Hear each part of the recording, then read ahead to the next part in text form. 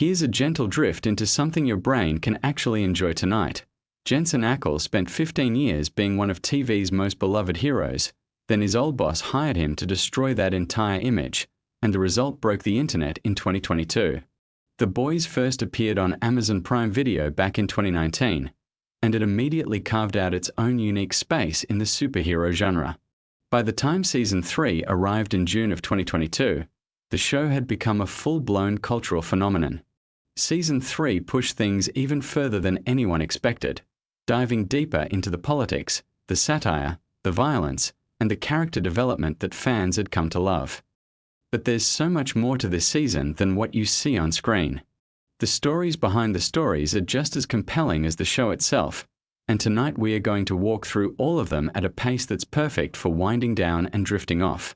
Let's start with the most talked about element of Season 3, which is the introduction of Herogasm. Now, even if you haven't seen the show, you've probably heard people mention this episode. Herogasm is originally a storyline from the comic books written by Garth Ennis, and for years fans wondered whether the show would ever actually adapt it. When showrunner Eric Kripke and his team finally decided to go for it, they committed completely. The episode titled Herogasm became one of the most discussed and dissected episodes of television in 2022. What's genuinely fascinating is that the production team made a very deliberate and thoughtful decision to approach the content in a way that felt purposeful rather than gratuitous. Kripke talked openly about how they wanted the scene to serve the story and the characters rather than exist purely for shock value. The Homelander versus Soldier Boy versus Butcher confrontation that takes place during that episode is genuinely one of the most intense fight sequences the show has ever produced. Speaking of Soldier Boy, the casting of Jensen Ackles in that role deserves its own conversation. Jensen Ackles spent 15 years playing Dean Winchester on Supernatural, a show that Eric Kripke himself created. So when it came time to cast Soldier Boy, a character who is essentially a toxic, narcissistic, deeply dangerous version of a classic American superhero, Kripke knew exactly who he wanted. There's something beautifully layered about taking an actor who became famous for playing a beloved hero and giving him a role that systematically deconstructs the very idea of heroism. Jensen Ackles threw himself into the part with remarkable dedication. He spent months preparing physically and vocally to embody the character, and the result is a performance that manages to be simultaneously magnetic and genuinely unsettling. The character of Soldier Boy is deeply rooted in American mythology. He's presented as the original superhero, a figure from World War II who became a symbol of American power and exceptionalism. But as Season 3 reveals, almost everything about his legendary status is manufactured. The show uses him as a way to comment on how societies construct heroes, and how those constructions often have nothing to do with the actual people they supposedly represent. Soldier Boy didn't earn his reputation through genuine heroism. He earned it through propaganda, through corporate storytelling, and through the willingness of powerful institutions to promote a useful image regardless of the truth. That's a theme that runs through the entire show, but Season 3 makes it more explicit and more personal than ever before. Now let's talk about the research and development that goes into making this season feel so textured and real despite all its over-the-top elements. The writer's room for The Boys is known for doing extensive research into corporate culture, political messaging, social media dynamics, and the history of celebrity. For Season 3, they dug particularly deep into the mechanics of fascism, propaganda, and the psychology of charismatic authoritarian figures.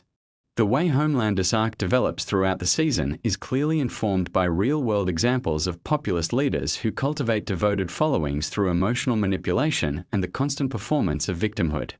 Anthony Starr, who plays Homelander, has spoken in interviews about how he studied various historical and contemporary figures to understand the psychological makeup of someone like that. Anthony Starr's performance in Season 3 is widely considered to be one of the finest acting achievements in the entire run of the show. He finds new layers in Homelander that feel genuinely surprising even for viewers who thought they understood the character completely. The scene where Homelander stands on top of a building and is cheered by a crowd after committing an act of open violence is one of the most disturbing and thought-provoking moments in the season. It's disturbing precisely because it feels believable. It doesn't feel like science fiction or exaggeration. It feels like a logical extension of things we've actually seen happen in the real world. The writers and star worked very carefully together to build that moment properly across multiple episodes so that when it lands, it hits with maximum impact. Now let's drift a little softer, because we're talking about sleep content here and I want to make sure you're settling in nicely. Just take a breath. Let your shoulders drop. The facts we are discussing are interesting, but there's no urgency here. Just let the information float around you gently as you get more comfortable. The production design of Season 3 is extraordinary, and it's something that often gets overlooked in favor of discussing the performances and the storylines. The visual language of the show evolved significantly this season. The Seven's boardroom, Vought Tower, the various locations tied to the history of Compound V, all of these spaces were designed with incredible attention to detail. The art department embedded visual references and symbolic imagery throughout the season that reward close attention. If you've ever paused on certain frames and noticed something unexpected in the background, that's completely intentional. The production designers have talked about how they treat the visual world of the boys like a layer of storytelling that exists independent of the dialogue and action. The costumes in Season 3 are another area where an enormous amount of thought went into every decision. The superhero suits are obviously spectacular and technically demanding, but the civilian clothing is where the costume department gets to do some of their most interesting character work. The way Billy Butcher dresses, for instance, tells you a huge amount about his psychology and his sense of self. The way Homelander's costume has evolved subtly across the seasons reflects his character arc. These aren't accidents. The costume designers work closely with the writers and directors to make sure that what characters wear is reinforcing what the scripts and performances are communicating. Let's talk about the comedy in Season 3 for a moment, because this show does something genuinely difficult, which is balance brutal violence and heavy thematic content with genuinely funny humor. The character of Frenchie, played by Toma Capone, and the character of Kimiko, played by Karen Fukuhara, got a musical number in Season 3 that became one of the most beloved and unexpected moments in the show's history. The sequence, set to a well-known song, is completely absurd and completely charming, and it works because the show has earned the emotional investment in these two characters over multiple seasons. You care about Frenchie and Kimiko deeply by the time that moment arrives, so when it happens, it genuinely delights you rather than feeling like a tonal mistake. Karen Fukuhara has spoken about how much preparation went into that sequence and how meaningful it was for her character's arc. Kimiko is a character who was robbed of her voice in a very literal sense, and the musical number is a fantasy sequence that represents her inner life in a way that the show hadn't been able to access before. It's a genuinely creative storytelling choice that shows the depth of commitment the writers have to every character in the ensemble, not just the headliners. The relationship between Butcher and Huey in Season 3 undergoes some of its most significant development yet. Carl Urban and Jack Quaid have remarkable chemistry that has been one of the show's secret weapons since the beginning, but this season their dynamic gets genuinely complicated in ways that feel emotionally honest. Both characters make choices that are hard to justify and hard to forgive, and the show doesn't ask you to simply understand or excuse those choices. It asks you to sit with the complexity and keep watching. That's a mature approach to storytelling that respects the audience's intelligence and emotional capacity. Jack Quaid, who plays Huey, is the son of Dennis Quaid and Meg Ryan, which is a piece of trivia that never stops being interesting. He came to the boys as a relatively unknown actor and has used the show as a platform to develop into someone with genuine range and presence. His journey in Season 3 involves experimenting with Compound V to gain temporary powers, and the show uses that storyline to explore questions about masculinity, self-worth, and the dangerous seductiveness of power. Huey wants to feel capable and relevant and strong, and the show is compassionate about that desire while also being clear-eyed about the costs of pursuing power through shortcuts. Now let's ease back a little more. You've been listening for a while now, and hopefully your body is getting heavier and your thoughts are starting to slow down. We're going to keep going, nice and steady, through more of these fascinating details. Just let the words carry you along without holding onto anything too tightly. One of the most technically impressive aspects of Season 3 is the action choreography and the visual effects work. The fight sequences in this season are more elaborate and more viscerally impactful than anything the show had done before. The confrontation at Heragasm and the various battles involving Soldier Boy required months of pre-production planning and collaboration between the stunt team, the visual effects department, and the directors. The show works with a rotating group of directors rather than a single consistent voice, which is a model that requires exceptional coordination. Each director brings their own aesthetic sensibilities to their episodes, but the overall visual consistency is maintained through the work of the producers and the director of photography. The visual effects team on The Boys Season 3 did something genuinely interesting with Soldier Boy's power set. His ability, which involves releasing a powerful energy blast that can suppress other suits' powers, required building a whole new visual language that had to feel distinct from the other powers in the show while still fitting within the established aesthetic.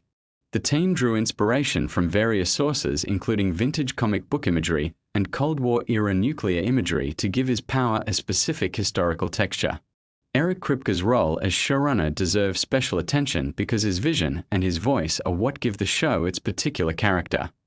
Kripke is known for being deeply involved in every aspect of the creative process while also being genuinely collaborative with his writers, directors, and actors.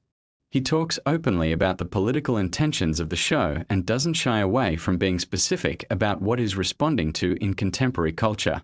This willingness to be direct about the show's satirical targets is somewhat unusual in Hollywood, where projects are often packaged in ambiguity to avoid alienating any potential audience segment. Kripke has made a deliberate choice to be clear about what the boys are saying and to trust that the audience will be receptive to that kind of directness. The show's handling of social media and online celebrity culture in Season 3 is particularly sharp. A-Train's storyline this season involves themes of racial identity and the instrumentalization of social justice messaging for personal and corporate gain. This is a storyline that required careful and thoughtful handling, and the writers worked hard to make sure it felt genuinely considered rather than superficial. The show doesn't offer easy answers about A-Train or his choices. It presents the contradictions and lets the audience wrestle with them. Jesse T. Usher, who plays A-Train, has spoken about how much the storyline meant to him personally and how he worked closely with the writers to make sure the character's perspective felt authentic. The deep storyline in Season 3 continues to develop in directions that are equal parts comedic and genuinely uncomfortable. Chase Crawford plays the deep with a specific kind of pathetic energy that is really difficult to pull off without becoming cartoonish. The character is simultaneously a predator, a coward, a comic figure, and occasionally someone who seems capable of genuine feeling. The show uses him as a way to explore how institutions protect and enable bad actors, how sycophancy and ambition corrupt people, and how the desperate need for approval can lead someone to do things they might otherwise consider unconscionable. Let's talk about the Black Noir storyline in Season 3 because it goes to some surprising and genuinely poignant places. The character, who had been largely mysterious for the first 2 seasons, gets more interiority this season through flashback sequences that use an interesting stylistic choice involving cartoon characters to represent his inner life. This was a creative decision that could easily have felt gimmicky but instead lands with real emotional weight. The reveal of Black Noir's backstory and his relationship to Soldier Boy adds a new dimension to both characters that recontextualizes things you thought you already understood. Nathan Mitchell, who plays Black Noir, is a physically imposing presence who conveys enormous amounts of emotion through body language alone, which is genuinely demanding work given that the character almost never removes the mask. He has spoken about the challenges and the rewards of performing in a way that relies entirely on physical expression rather than facial expression, and Season 3 gave him some of his most demanding and rewarding material yet. As you're listening to this, hopefully your breathing has slowed down a little. The room is quiet around you. These details about the boys are interesting, but they don't require anything from you right now. You can just let them drift past, catching the ones that interest you, letting the others go. Season 3 of The Boys is 8 episodes long, which is a length that the production team has consistently used across all 3 seasons. This consistency is deliberate. Kripke has talked about his preference for tight, focused seasons that don't allow the narrative to become bloated or repetitive. Each episode in Season 3 runs roughly between 45 and 65 minutes, giving each installment room to breathe while maintaining momentum.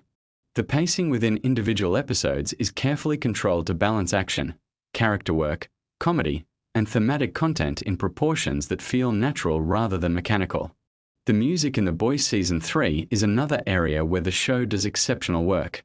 The music supervisor makes choices that are surprising and specific rather than reaching for obvious or safe selections. The way songs are deployed in the show often creates meaning through contrast or irony, placing upbeat or familiar music against images and actions that create a dissonance that's both funny and unsettling. This technique has been used memorably across the entire series, but Season 3 finds new variations on it that feel fresh. The show films primarily in Toronto, Canada, which serves as a convincing stand-in for various American locations. The production team has become expert at transforming Toronto's streets and architecture into environments that feel authentically American while taking advantage of Canadian production resources. This is a common practice in television and film production, but The Boys does it particularly effectively, and regular Toronto residents have noted the experience of recognizing local landmarks dressed up as fictional American locations. One of the most discussed aspects of Season 3 is its political satire, and the question of how directly the show is commenting on specific real-world figures and events.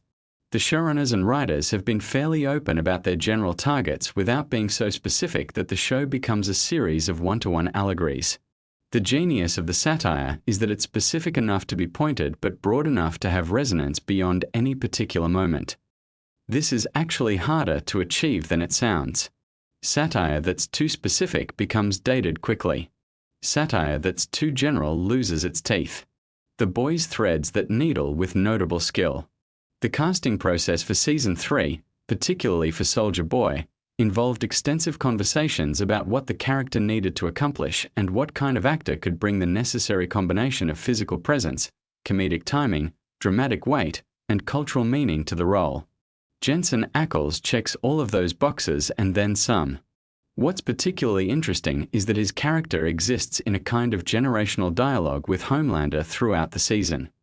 They're both products of Vaught's manufacturing process. They're both performers of a certain kind of American masculinity. But they come from different eras and different templates, and that generational gap between them is one of the richest dramatic tensions the season explores. The writers of The Boys have a background in various genres and traditions, and that diversity of influence shows in the texture of the writing. There are elements of horror, action cinema, political thriller, black comedy, and character drama all operating simultaneously. Managing all of those registers without any of them overwhelming the others is a genuine craft achievement, and Season 3 is probably the best example of the show operating at peak capacity across all of those modes at once. Let's take another gentle pause here. You're doing great. Just breathe. The night is quiet and still, and there's nothing you need to do right now except rest. Let these interesting facts about this fascinating show continue to drift over you as your mind becomes quieter. Erin Moriarty, who plays Annie January, also known as Starlight, has one of the most demanding arcs in Season 3. Her character is at the center of some of the season's most emotionally intense moments as she navigates her relationship with Huey, her position within the Seven, and her own evolving sense of identity and purpose. Moriarty has spoken about the physical and emotional demands of the season, and about working closely with the directors and writers to make sure Annie's journey felt internally consistent and emotionally real. Her performance is remarkable for its combination of warmth, vulnerability, and genuine ferocity. The show's approach to violence is something that comes up frequently in discussions about what The Boys is doing aesthetically and ethically. The violence in the show is graphic and it's meant to be uncomfortable. The creative team has been consistent in explaining that they want the violence to have weight and consequence rather than being the kind of bloodless, sanitized violence that dominates most superhero content. By making the violence feel real and costly, the show forces the audience to think about what they're watching in a way that's genuinely useful for the show's thematic purposes. You can't watch The Boys and find the violence entertaining in a simple, uncomplicated way. It always comes with a cost. The relationship between The Boys and the superhero genre more broadly is a genuinely complex one. The show clearly loves superhero stories even as it systematically deconstructs them. Many of the creators and cast members are fans of the genre who see The Boys as a way of engaging with it critically rather than dismissing it. There's a difference between hating something and caring enough about it to examine its assumptions and contradictions. The Boys falls firmly in the latter category, and that genuine engagement with the genre is part of what gives the show its energy and its affection. The production schedule for The Boys Season 3 was complicated by the ongoing effects of the global pandemic, which had disrupted production across the television and film industry. The team adapted to the challenges with considerable flexibility and creativity, and the final product shows no visible evidence of the difficulties they faced.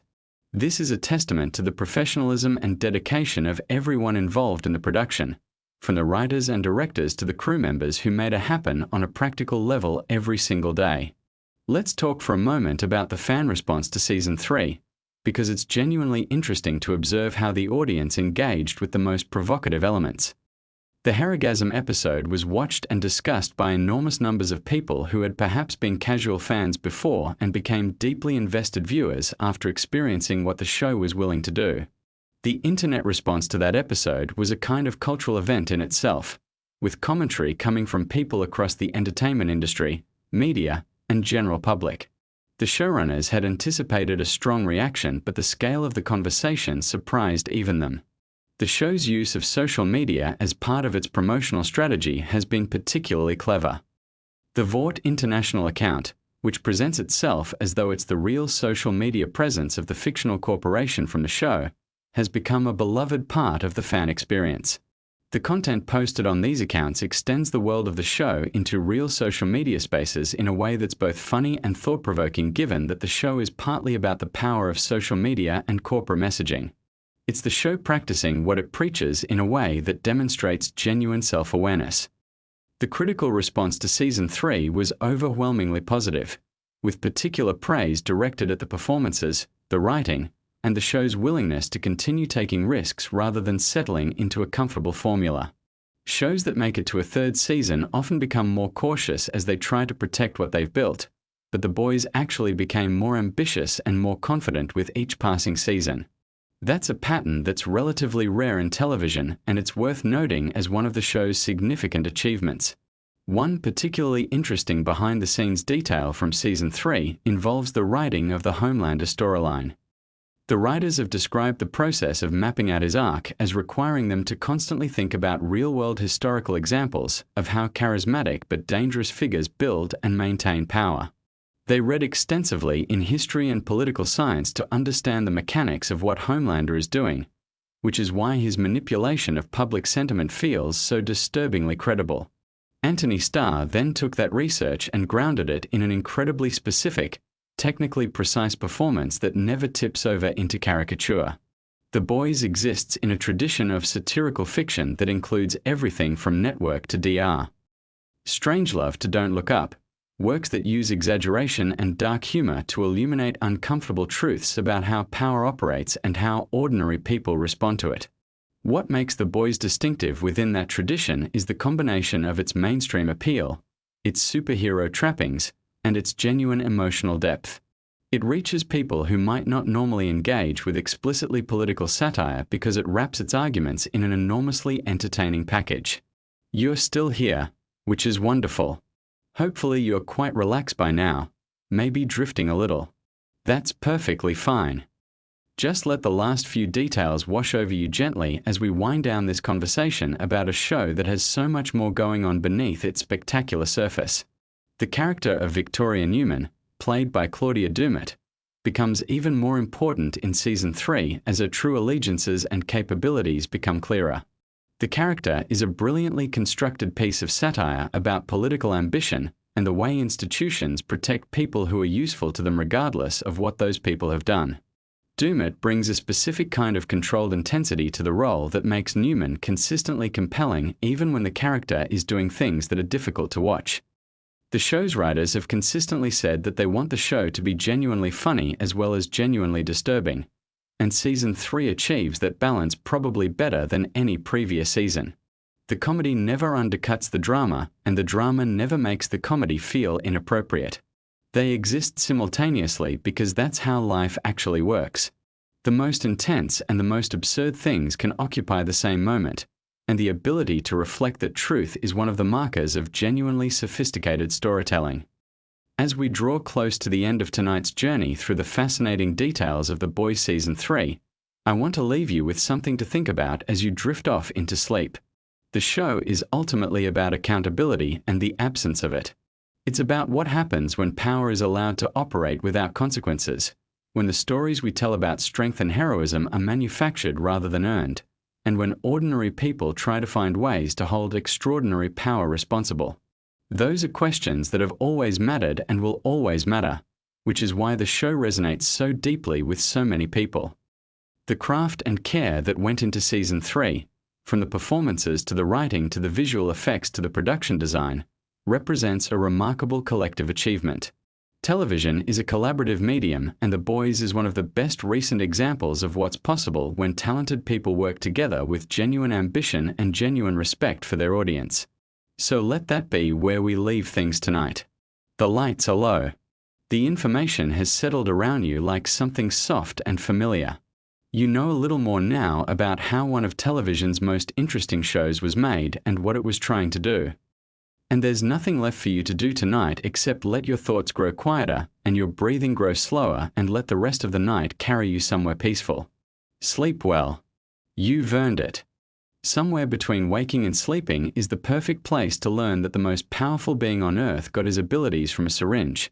Not a distant planet, not a radioactive accident, just a very profitable corporation with very few ethical guidelines. The Boys is a show that most people describe as a superhero story, but that description barely scratches the surface of what it actually is. At its core, the whole thing is a really sharp piece of satire. It is asking a question that sounds simple but gets more complicated the longer you sit with it. What would the world actually look like if superheroes were real? And what if they were less concerned with saving people and more concerned with maintaining their brand image? The answer the show keeps arriving at, again and again, is that it would look a lot like the world we already live in, just with more explosions and considerably more chaos. The show is based on a comic book series written by Garth Ennis, who is known for writing some of the most deliberately provocative and boundary-pushing comics in the medium. He created the source material with artist Derek Robertson, and it ran for about 72 issues between 2006 and 2012. The comics are famously even more extreme than the television adaptation, which is saying quite a lot given how far the show already pushes things. The television version takes the skeleton of the comic, the broad characters, the central premise, the satirical heart of it, and then builds something new around that skeleton. It keeps the spirit alive while finding its own voice. The show is set in a world where a company called Vought International has essentially cornered the market on superheroes. They did not just stumble into this position. They built it deliberately and carefully over decades. Vought is not a government agency or a charity or even a defense contractor in the traditional sense. It is a media and pharmaceutical company first and a superhero management corporation second. Or maybe those two things are reversed. It is genuinely hard to tell sometimes, which is kind of the point. The superheroes in this world are called supes, and most of them got their abilities from a compound called Compound V, which Vought developed and controls. This detail matters enormously to the whole story because it means the existence of superheroes is not some cosmic accident or the result of alien radiation or a spider bite in a science lab. It is a business decision. Vought created them because Vought wanted them, and Vought maintains that monopoly on superhuman creation because it gives them extraordinary leverage over governments, militaries, corporations, and basically everyone else on the planet. Sleep on that thought for a moment. The idea that power is not just acquired but manufactured and then sold. The top team of superheroes in this world is called the Seven, which is obviously a reference to the number 7 but also plays on the idea of these grand teams of heroes you see in other comic universes. They live and work out of something called the Tower. They have action figures and breakfast cereals and streaming deals and everything else you would expect from celebrities of that magnitude. They are not really crime fighters in the traditional sense. They are intellectual properties. They are assets on a balance sheet. The actual heroics they do are mostly carefully staged, or at least carefully presented to make them look as good as possible regardless of what actually happened. The central character on the side of the heroes, if we are using that word loosely, is a man named Billy Butcher. He is a deeply complicated, frequently infuriating, and occasionally oddly touching character who operates the group known as the Boys. His motivation is personal in the most devastating way possible. His wife Becca had a connection to Homelander, the most powerful and most dangerous soup, and that connection destroyed his family. Butcher's entire mission is built around grief and rage, and the show is honest enough to admit that grief and rage make a person do things they should not do. He is not a clean hero. He is barely a hero at all in the conventional sense. But there is something about him that keeps you invested. Homelander himself is one of the genuinely remarkable villain creations in modern television. He is a Superman parody on the surface, same general look, same general power set, flying and laser vision and enormous physical strength. But where Superman is idealized goodness, Homelander is idealized goodness as a performance hiding something completely hollow underneath. He grew up without love, raised in a laboratory environment, tested and studied and never held or comforted or treated like a child rather than an experiment. And what that created is a person of almost limitless physical power and almost no genuine emotional foundation. He craves approval constantly. He needs people to love him. And when they do not, or when he suspects they do not, the response is terrifying. The actor who plays him is Anthony Starr, who is from New Zealand and was not particularly famous before this role. Watching him play Homelander is one of those experiences where you genuinely forget there is an actor doing work. He has this quality in the performance where the character can switch from warm and paternal to cold and menacing in a fraction of a second, and the transition is smooth enough that you are never quite sure which version is real. The answer the show eventually gives you is that neither version is entirely real, which is somehow more disturbing than either option on its own. The show is also quite deliberate about the way it uses its superhero aesthetics to talk about celebrity culture, corporate power, and the way media shapes what people believe about the world. The Vought News network in the show is an obvious parallel to certain real-world media organizations, and the way it manages the narratives around the superheroes mirrors the way public relations and media management work in practice. Nothing about the heroic image is accidental. Every appearance, every statement, every charity event is calibrated. One of the show's most interesting recurring threads is the way it handles religion and faith. As the series progresses, Vought begins exploring the idea of positioning Homelander not just as a celebrity or a hero but as something closer to a divine figure. The logic behind this is almost frighteningly straightforward once you hear it. If you can convince people that someone is not just powerful but holy, their loyalty becomes essentially unshakable. Criticism becomes not just wrong but sinful. And the person at the center of that devotion can do whatever they want because their authority is now framed as sacred rather than institutional. This is why the show is so layered even when it seems like it is just being shocking for its own sake. The shocking moments exist on the surface, but underneath them there is always an argument being made about something real. The question of how power maintains itself, how institutions protect themselves, how ordinary people get caught up in systems they did not design and sometimes cannot see clearly from inside. Annie January, who uses the name Starlight publicly, is another deeply interesting character. She arrived at the Seven with genuine idealism, actually believing in the heroic mission, and the show spent considerable time documenting the slow erosion of that idealism as she learned what the organization actually was. What makes her compelling is that she does not simply become cynical. She fights to hold on to something real even as everything around her tries to corrupt or dismiss it. Her relationship with Huey Campbell, the other major character on the side of the Boys, is one of the emotional anchors of the whole series. Huey started the whole story as a relatively ordinary guy who got pulled into this world after a tragedy involving one of the Supes. He is fundamentally decent, which sounds like a small thing but is actually quite rare in this universe. He sometimes overcorrects and becomes too passive or too deferential, but the show keeps bringing him back to his own sense of right and wrong. His relationship with Annie is interesting partly because they represent two different approaches to the same question. which is how do you maintain your humanity inside systems designed to strip it away from you. The show also features a character called Mother's Milk, whose nickname has an unusual and very specific origin that the show explains. He is the moral center of the boys in many ways, more grounded and more consistent than Butcher, more experienced and more cautious than Huey. He has a complicated family life, and the tension between his responsibilities to that family and his responsibilities to the mission is something the show returns to repeatedly. He represents the cost that this kind of work extracts from a person over time. Frenchie and Kimiko are another pairing worth thinking about on a quiet night. Frenchie is a chemist and a weapons specialist with a chaotic past and a gift for unexpected warmth. Kimiko was a captive who had Compound V administered against her will and developed superhuman abilities as a result. She does not speak, which is a creative choice that forces the show to develop her character entirely through action and expression and her dynamic with Frenchie. Their relationship becomes one of the most genuinely tender things the show contains, which is a notable achievement given everything else happening around them. The Deep is a character who started as a simple parody of Aquaman but gradually became something more complicated as the series continued.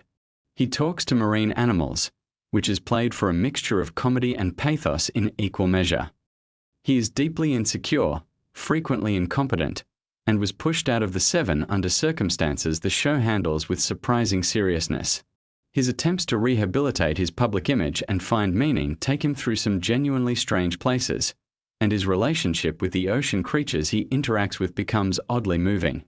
A-Train is another hero who began as a parody figure, a speedster whose whole brand is about being the fastest, but who gradually accumulated more complexity.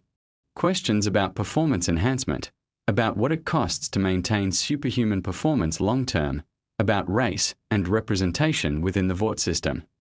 The show uses his storyline to examine how institutions make promises about diversity and inclusion while actually doing the opposite of those things at every structural level. Queen Maeve is a Wonder Woman analog who appears to have everything but has been grinding herself down for years maintaining a performance of heroism she no longer believes in. Her arc involves the exhaustion of pretending and the complicated possibility of stopping. Stillwell was a character who represented Vaught's corporate face, someone who understood exactly what the company was and managed it with cold efficiency. Her relationship with Homelander was one of the most psychologically unusual dynamics in the early seasons. The comic book origins of many characters are worth knowing about. In the comics, some characters have very different fates and motivations than their television counterparts. The show's creative team made deliberate choices about which elements to adapt directly and which to rethink entirely. In some cases, the television versions of characters are considerably more sympathetic than their source material counterparts. In other cases, the show intensifies certain qualities that the comics only sketched. The show films primarily in Toronto, Canada, which doubles convincingly for various American cities. The production design is one of its quiet strengths. The Seven Tower has a very specific visual language, all gleaming surfaces and corporate aspirational architecture. The boys' base of operations looks like the exact opposite, cramped and functional and chaotic. The contrast is doing real work in terms of establishing what each side of the conflict represents. The music choices in The Boys are consistently interesting. The show has a habit of placing extremely cheerful or romantically familiar songs against scenes of considerable violence or darkness, and this juxtaposition creates a specific tonal effect. It keeps you slightly off balance. It refuses to let the violence feel entirely heavy or entirely weightless. There is something about hearing an upbeat track during a moment of chaos that mirrors the way the show treats its corporate villains. Everything packaged pleasantly regardless of what it actually contains. One of the recurring themes of the show is about what happens to idealism when it encounters power. Almost every character in The Boys has some version of this arc. They believed in something, or they chose to believe in something, or they were sold something worth believing in, and then reality arrived. How each character processes that collision between belief and reality defines what they become. Some become cynical. Some become violent. Some find a way to hold on to something worth holding on to. The show does not always tell you which response is correct, and that ambiguity is part of what makes it interesting to think about. The satirical targets shift somewhat as the show progresses. Early on, it is primarily about celebrity culture and corporate behavior. As it continues, it broadens to include social media dynamics, political radicalization, the way media ecosystems create closed loops of belief, and the specific mechanics of how cults of personality form and grow. These themes are not subtle, but they are handled with enough specificity to feel genuinely observed rather than just reactive. The Compound V mythology expands considerably as the show progresses. We learn more about its history, where it came from, how it was developed, how it was used over decades before the show's present-day events. Some of this history involves experiments on soldiers without their knowledge or consent, which is one of the darker corners of the lore. The show uses this history to complicate the idea that the soup problem is recent or unprecedented. The roots of it go back much further than most people in the world of the show understand. Soldier Boy is a character introduced in the third season who represents a different era of Vaught's ambitions. He is presented as the original superhero, the first successful Compound V product, and his existence raises interesting questions about the mythology the company built. Jensen Ackles, who plays him, brings a specific quality to the role that plays interestingly against the other characters. The character's relationship to contemporary events is complicated by the fact that he is essentially a product of a completely different cultural moment who has been thrust into the present without adequate preparation. The Black Noir character has one of the more unusual trajectories in the show, involving questions of identity and what lies beneath the mask in both literal and figurative senses. The Sage character, introduced in later seasons, is fascinating because she represents intelligence weaponized entirely in service of power. She is the smartest person in most rooms but has chosen to deploy that intelligence in ways that raise deep questions about what intelligence without ethics actually produces. The relationship between the boys and Vought is not simply one of good versus evil, though it sometimes appears that way on the surface. The boys operate outside the law, frequently cause collateral damage, make terrible decisions, and have genuine moral failures. Vought is clearly worse in most ways, but the show is interested in the question of whether fighting something makes you like it, whether the methods you choose contaminate the cause you are fighting for. This is not a show with clean heroes and dirty villains. The dirt is distributed fairly widely. As the series moves toward its later seasons, the stakes escalate in ways that feel earned by the groundwork laid earlier. The question of what would happen if someone with Homelander's power and psychological profile accumulated genuine political and religious authority becomes less hypothetical and more immediate. The show starts asking what the end of this story looks like, what the world on the other side of all of this conflict might be, whether anything can actually be fixed or whether certain things once broken stay broken. The show has developed an enormous following that engages with it on multiple levels simultaneously. Some people watch purely for the chaos and spectacle. Some watch for the satire and the commentary. Some watch for the character work and the emotional storylines. The show manages to deliver enough of each of these things to hold all of those audiences. The trick is that none of those layers undermines the others. The satire makes the spectacle more meaningful. The character work makes the satire feel human rather than abstract. The chaos makes the quieter moments land harder by contrast. There is something worth appreciating in the fact that a show this deliberately extreme is also one of the more thoughtfully constructed pieces of television currently being made. It knows what it is saying. It knows why it is saying it. And underneath all the loudness, there is a genuine investment in the question of what ordinary people are supposed to do when the systems they live inside turn out to be corrupt at every level. That question does not have an easy answer. The show knows it does not have an easy answer, but it keeps asking anyway. So as you drift off tonight, let that sit with you gently. A world of impossible powers and entirely human problems. Corporate towers with gleaming facades and rotting interiors. Characters trying to find something worth holding onto in the middle of everything falling apart. The Boys is loud and chaotic and frequently very funny and occasionally genuinely moving. And it is asking questions that do not go away just because the episode ends. Sleep well. The world will still be there in the morning. Superhero optional. What if I told you that one of the most disturbing television shows ever made is actually perfect to fall asleep to? Yeah, I know that sounds completely backwards. The Boys, Amazon Prime's brutally honest superhero satire, just dropped its 4th season, and whether you've watched every episode wide awake or you're someone who loves drifting off to the sound of interesting facts and behind-the-scenes details, you are in exactly the right place tonight. So get comfortable, pull your blanket up, close your eyes if you want, and let me walk you through some of the most fascinating things about the Boys season for that even hardcore fans might not know. We're going deep on the creative choices, the real-world inspirations, the actor experiences, and the little details hidden in plain sight throughout the season. No jump scares, no sudden loud moments, just a calm and thorough journey through one of the most ambitious seasons of television in recent memory. The Boys Season 4 arrived on Prime Video in June of 2024, and from the very first episode it made clear that showrunner Eric Kripke and his team had no intention of pulling any punches. The season picks up in the aftermath of the events of Season 3, with the political and social landscape of the show's universe feeling more relevant and more uncomfortably close to our own reality than ever before. That sense of uncomfortable familiarity is something the creative team has always leaned into, but Season 4 took it to an entirely different level, drawing from headlines, political movements, and cultural anxieties in ways that sparked massive conversations online. One of the most talked about aspects of Season 4 was the character of Homelander, played with terrifying brilliance by Anthony Starr.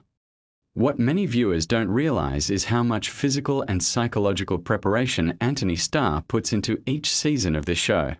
For Season 4, Starr has spoken in interviews about the challenge of portraying a character who is simultaneously becoming more unhinged and more powerful. The writing team gave Homelander storylines that pushed the character's narcissism and need for validation to completely new extremes, and Starr had to find ways to make those moments feel authentic rather than cartoonish. The result was a performance that earned enormous critical praise, with many reviewers calling it the best work Starr has done across the entire series. Now here is something genuinely interesting about how the show handles its villain. Kripke and the writers have been very open about the fact that Homelander is deliberately designed to mirror certain real-world figures without being a direct one-to-one copy of any specific person. The goal, as the creative team has explained it, is to capture something more universal about the psychology of unchecked power, about what happens when someone with enormous capabilities is never held accountable and is constantly surrounded by people who either fear them or worship them. That psychological portrait is researched carefully, and the writers have consulted materials on authoritarian personality types, cult dynamics, and the psychology of celebrity to shape how Homelander behaves in Season 4. Speaking of research, the production team for The Boys is known for doing extraordinary amounts of homework before every season. For Season 4, the writers' room reportedly spent months studying political movements, media manipulation tactics, and corporate lobbying practices to ensure the satirical elements of the show felt grounded and specific rather than vague. This is part of why the show resonates so deeply with audiences. It is not just throwing wild ideas at the wall. Every exaggerated moment in The Boys tends to have a real-world anchor point that makes it hit harder than pure fantasy ever could. Let us talk for a moment about the production design of Season 4, because it is genuinely remarkable and not enough people discuss it. The visual world of The Boys has always been meticulously constructed to feel like our world with the volume turned up slightly. In Season 4, the design team put enormous effort into the Vought Corporation's aesthetic, expanding and deepening the visual language of what is essentially the show's central villain organization. The way Vought spaces are designed tells you everything you need to know about how the corporation sees itself. Clean, powerful, aspirational. All chrome and glass and American flags. It is visual propaganda built into architecture, and the production designers made very deliberate choices about every space Vought characters inhabit. The Seven, Vaught's flagship superhero team, got some significant changes in Season 4, and the costume and makeup departments had their hands full keeping up with the evolving nature of each character. The superhero suits in The Boys are not spandex and foam rubber. They are incredibly intricate garments made from high-quality materials that have to be both visually impressive on camera and functional enough for the actors to actually move in. Each suit reportedly takes weeks to construct and thousands of dollars worth of materials. When characters get new suit variations or when suits need to show damage and wear, The costume team essentially has to build entirely new pieces rather than simply modifying existing ones. Carl Urban, who plays Billy Butcher, had one of the most dramatically complex arcs of Season 4, and Urban has talked publicly about how much he enjoys the challenge this character presents. Butcher is a character defined by contradiction. He is brutal and manipulative and genuinely dangerous, but there is also something deeply wounded and human at his core, and Urban works hard to keep both of those things visible simultaneously. For Season 4 in particular, the writing gave Butcher storylines dealing with mortality and legacy that required Urban to bring genuine emotional weight to scenes that could easily have felt melodramatic in less skilled hands. It is the kind of writing and performance combination that elevates genre television into something that genuinely matters. Here is a detail many casual viewers miss. The Boys is actually an adaptation of a comic book series created by Garth Ennis and Derek Robertson, published by Wildstorm and later Dynamite Entertainment between 2006 and 2012. The show has always taken significant liberties with its source material, expanding, changing, and sometimes entirely reimagining characters and storylines. By Season 4, the television version has diverged so substantially from the comics that viewers who have read the original source material are often just as surprised by plot developments as those who have never picked up a single issue. This is a conscious choice by the showrunners, who wanted the series to be its own living thing rather than simply a faithful adaptation. The relationship between the comic and the show is actually a fascinating study in how source material can be honored in spirit while being radically transformed in execution. Garth Ennis, the original comics writer, has been publicly supportive of the television adaptation even though it takes the story in very different directions. Part of what makes this interesting is that Ennis himself was writing a satirical critique of superhero culture, corporate power, and American exceptionalism back in the mid-2000s, and Kripke's team has found ways to update those themes for a very different cultural moment while keeping the core provocative energy of the original work intact. Now let us drift into something a little more technical and perhaps more soothing to think about. The visual effects work on The Boys Season 4 is staggering in its scale and ambition. This is a show that requires hundreds of individual visual effects shots per episode, everything from the relatively simple removal of wires and harnesses when actors appear to be flying, to extraordinarily complex sequences involving superpowers being used in violent and creative ways.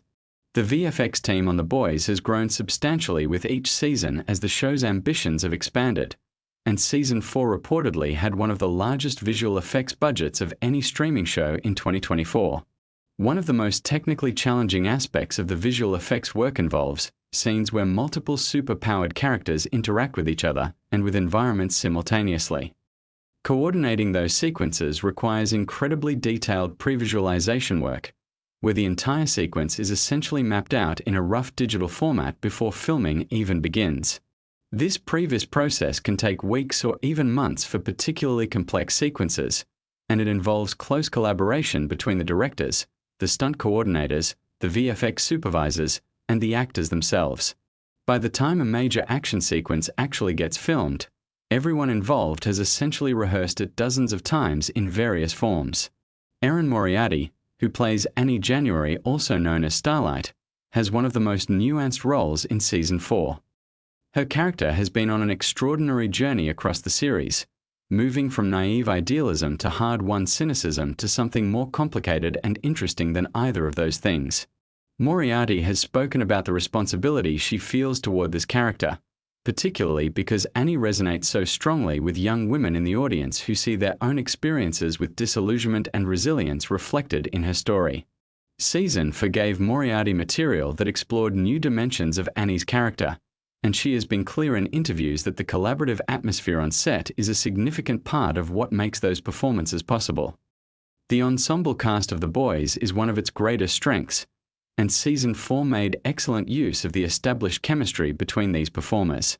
Shows that have been running for multiple seasons sometimes struggle to keep ensemble dynamics feeling fresh, but The Boys has consistently managed to find new combinations of characters to put in scenes together, which keeps the interpersonal dynamics from going stale.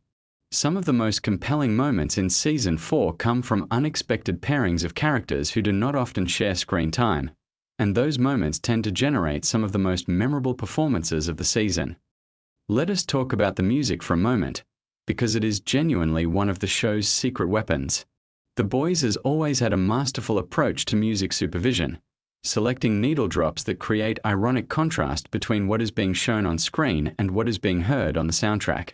Season 4 continued this tradition with some genuinely inspired choices that viewers have endlessly discussed and debated online. The selection of songs is never random. Each piece of music is chosen to add a layer of commentary to whatever scene it accompanies, and the music supervisors work closely with the directors and the showrunner to ensure that the tonal balance between horror and dark comedy is maintained throughout. The original score of the show is also worth appreciating separately from the licensed music.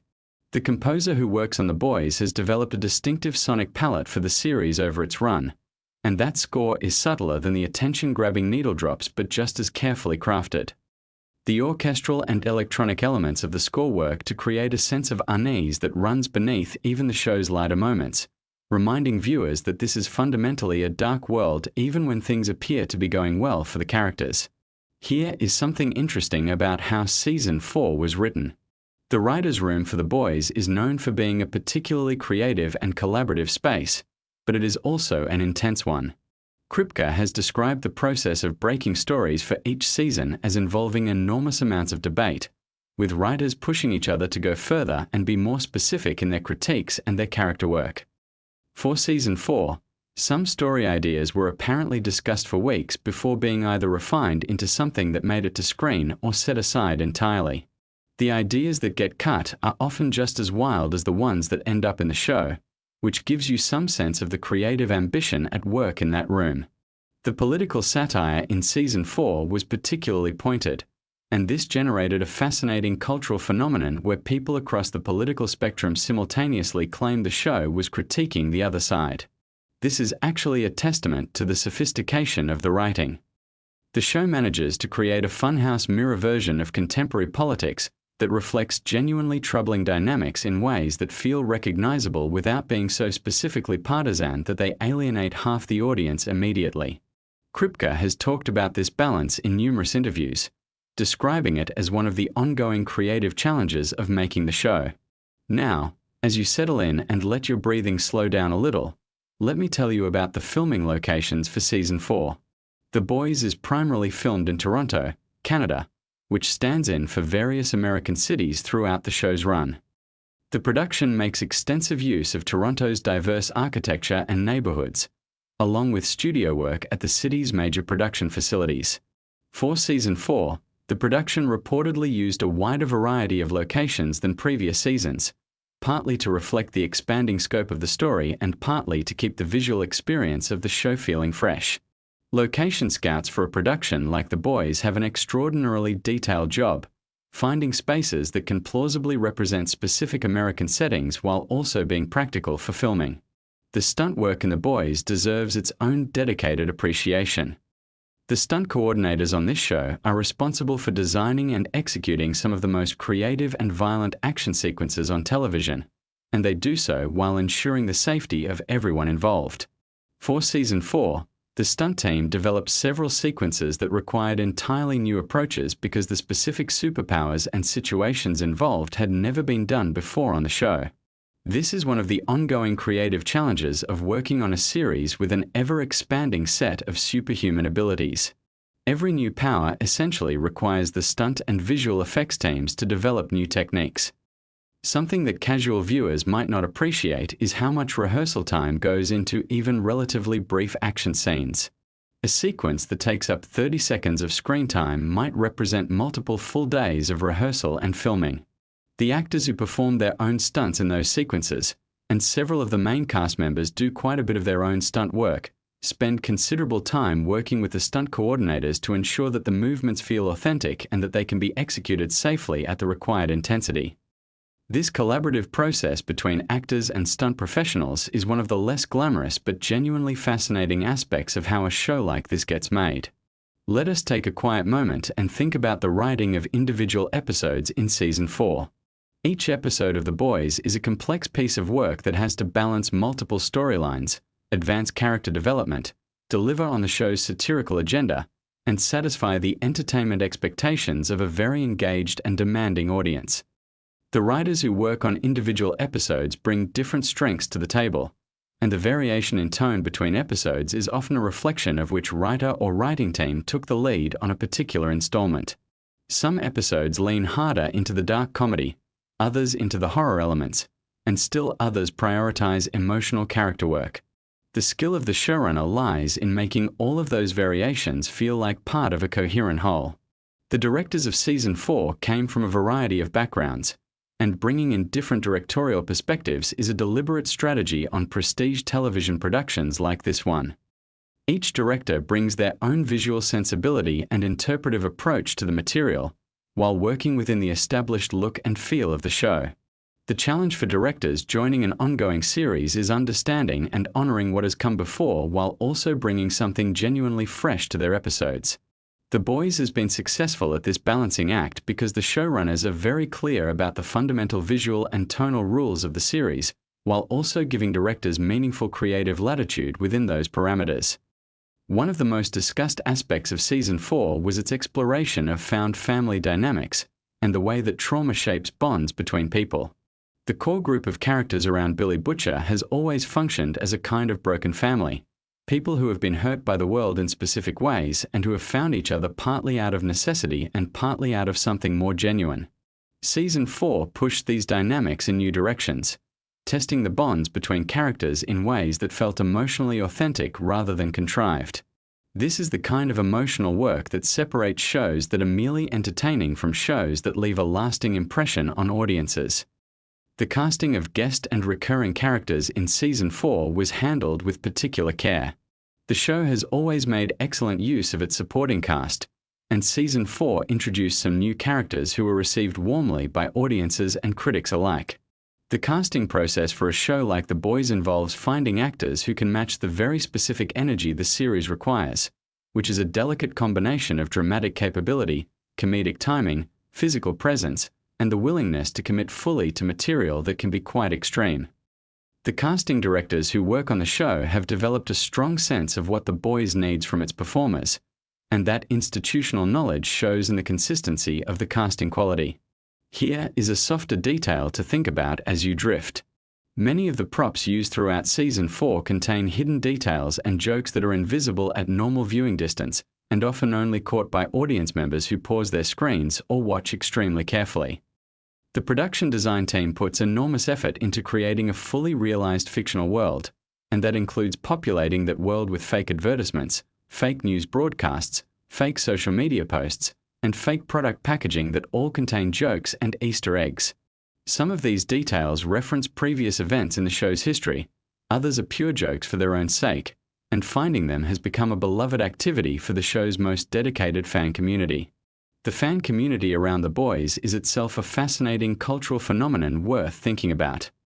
The show has generated one of the most active and creative fan communities in contemporary streaming television, with fans producing art, fan fiction, analysis essays, video essays, and detailed annotation of each episode that sometimes reveals details the creators themselves had forgotten including. The relationship between the show and its fan community has been notably warm, with Kripke and many of the cast members being quite active on social media and engaging with fan responses to episodes. This kind of creator-to-audience dialogue has become more common in the streaming era, but The Boys has made it particularly central to how the show exists in the culture. Season 4 dealt extensively with themes of legacy, specifically the question of what people leave behind and whether any individual action can meaningfully change large structural problems. These philosophical questions are embedded in the plot and character work, but they are never stated explicitly. Instead, they emerge from the specific situations the characters find themselves in and the choices they make under pressure. This is sophisticated thematic writing, and it is part of why the show is taken seriously as social commentary rather than dismissed as simply extreme content for shock value. The balance between extreme content and genuine emotional depth is one of the defining creative achievements of The Boys as a series. The show contains material that is genuinely difficult to watch, scenes of violence and cruelty that are designed to be disturbing rather than exciting. But those moments are always placed in a context that gives them meaning, that connects them to the larger arguments the show is making about power and accountability and human nature. The writers have been clear that they do not include extreme content for its own sake, but rather to make points that gentler storytelling could not make as effectively. Whether viewers agree with those creative choices is a matter of personal taste, but the intentionality behind them is not really in question. Now let us settle even further into something quieter.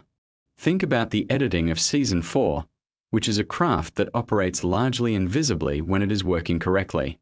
The editors on The Boys are responsible for assembling the footage from multiple filming days into coherent scenes, then assembling those scenes into episodes, and working closely with the showrunner and directors to ensure that pacing, tone, and emphasis are all hitting the intended targets.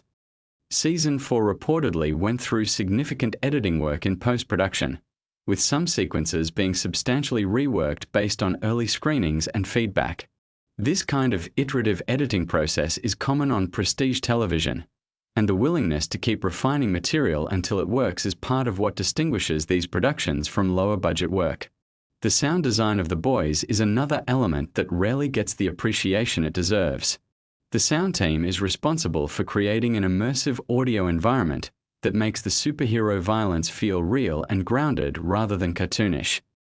This involves creating original sound effects for things that have no real-world equivalent, things like specific superpowers being used in specific ways.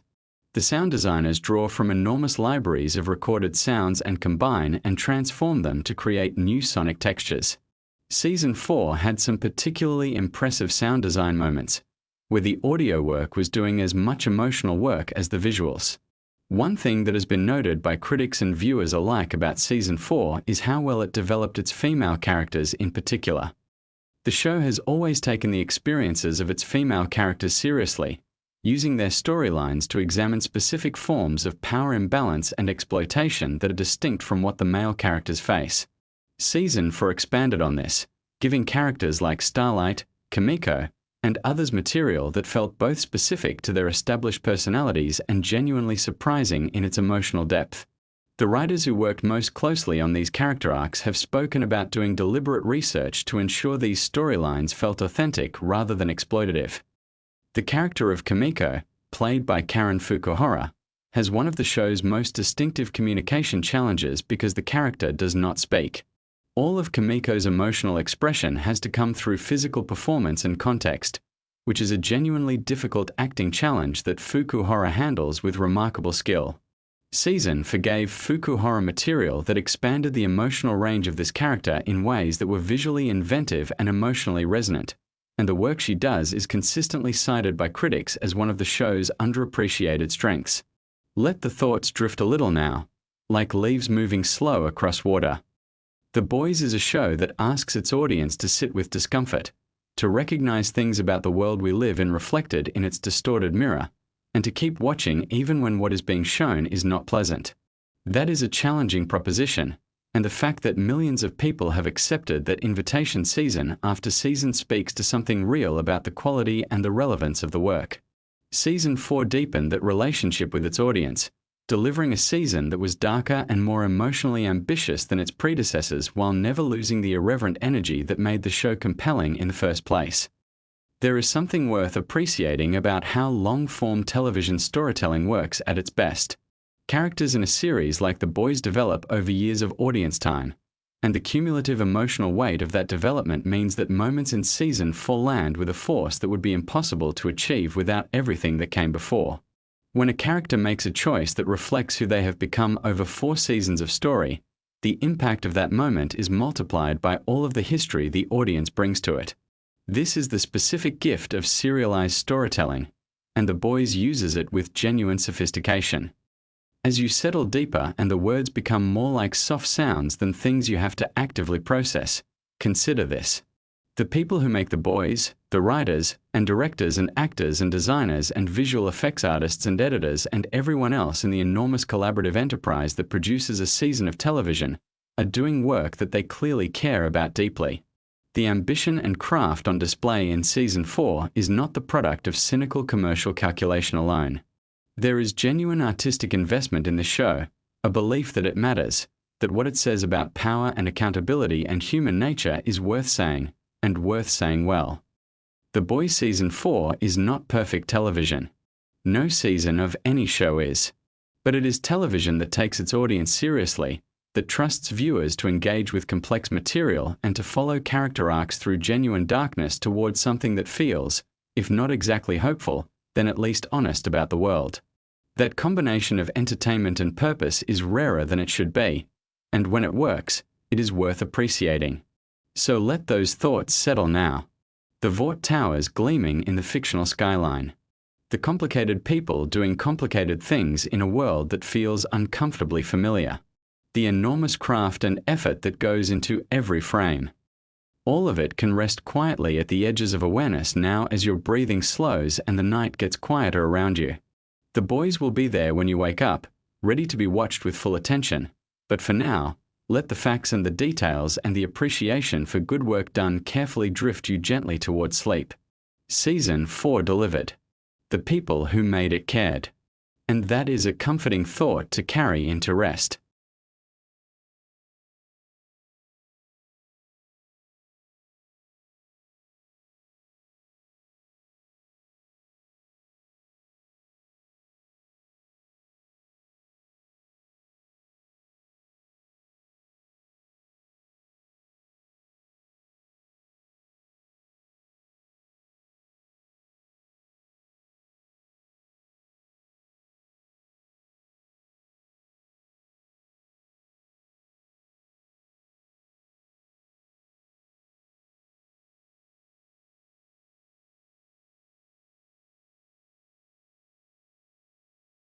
Look, I've watched The Boys probably 3 times through at this point, and every single time I think I've figured it all out, something new hits me.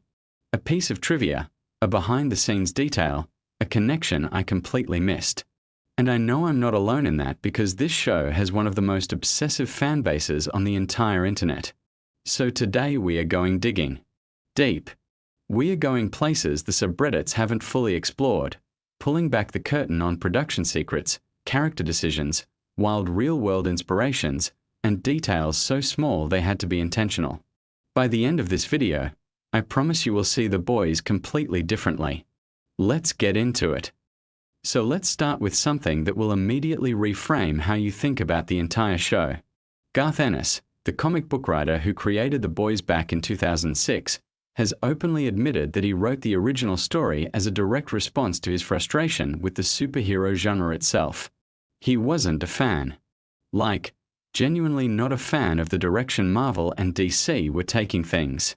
He thought superheroes had become these sanitized, corporate mascots that companies use to push merchandise and maintain a stranglehold on popular culture.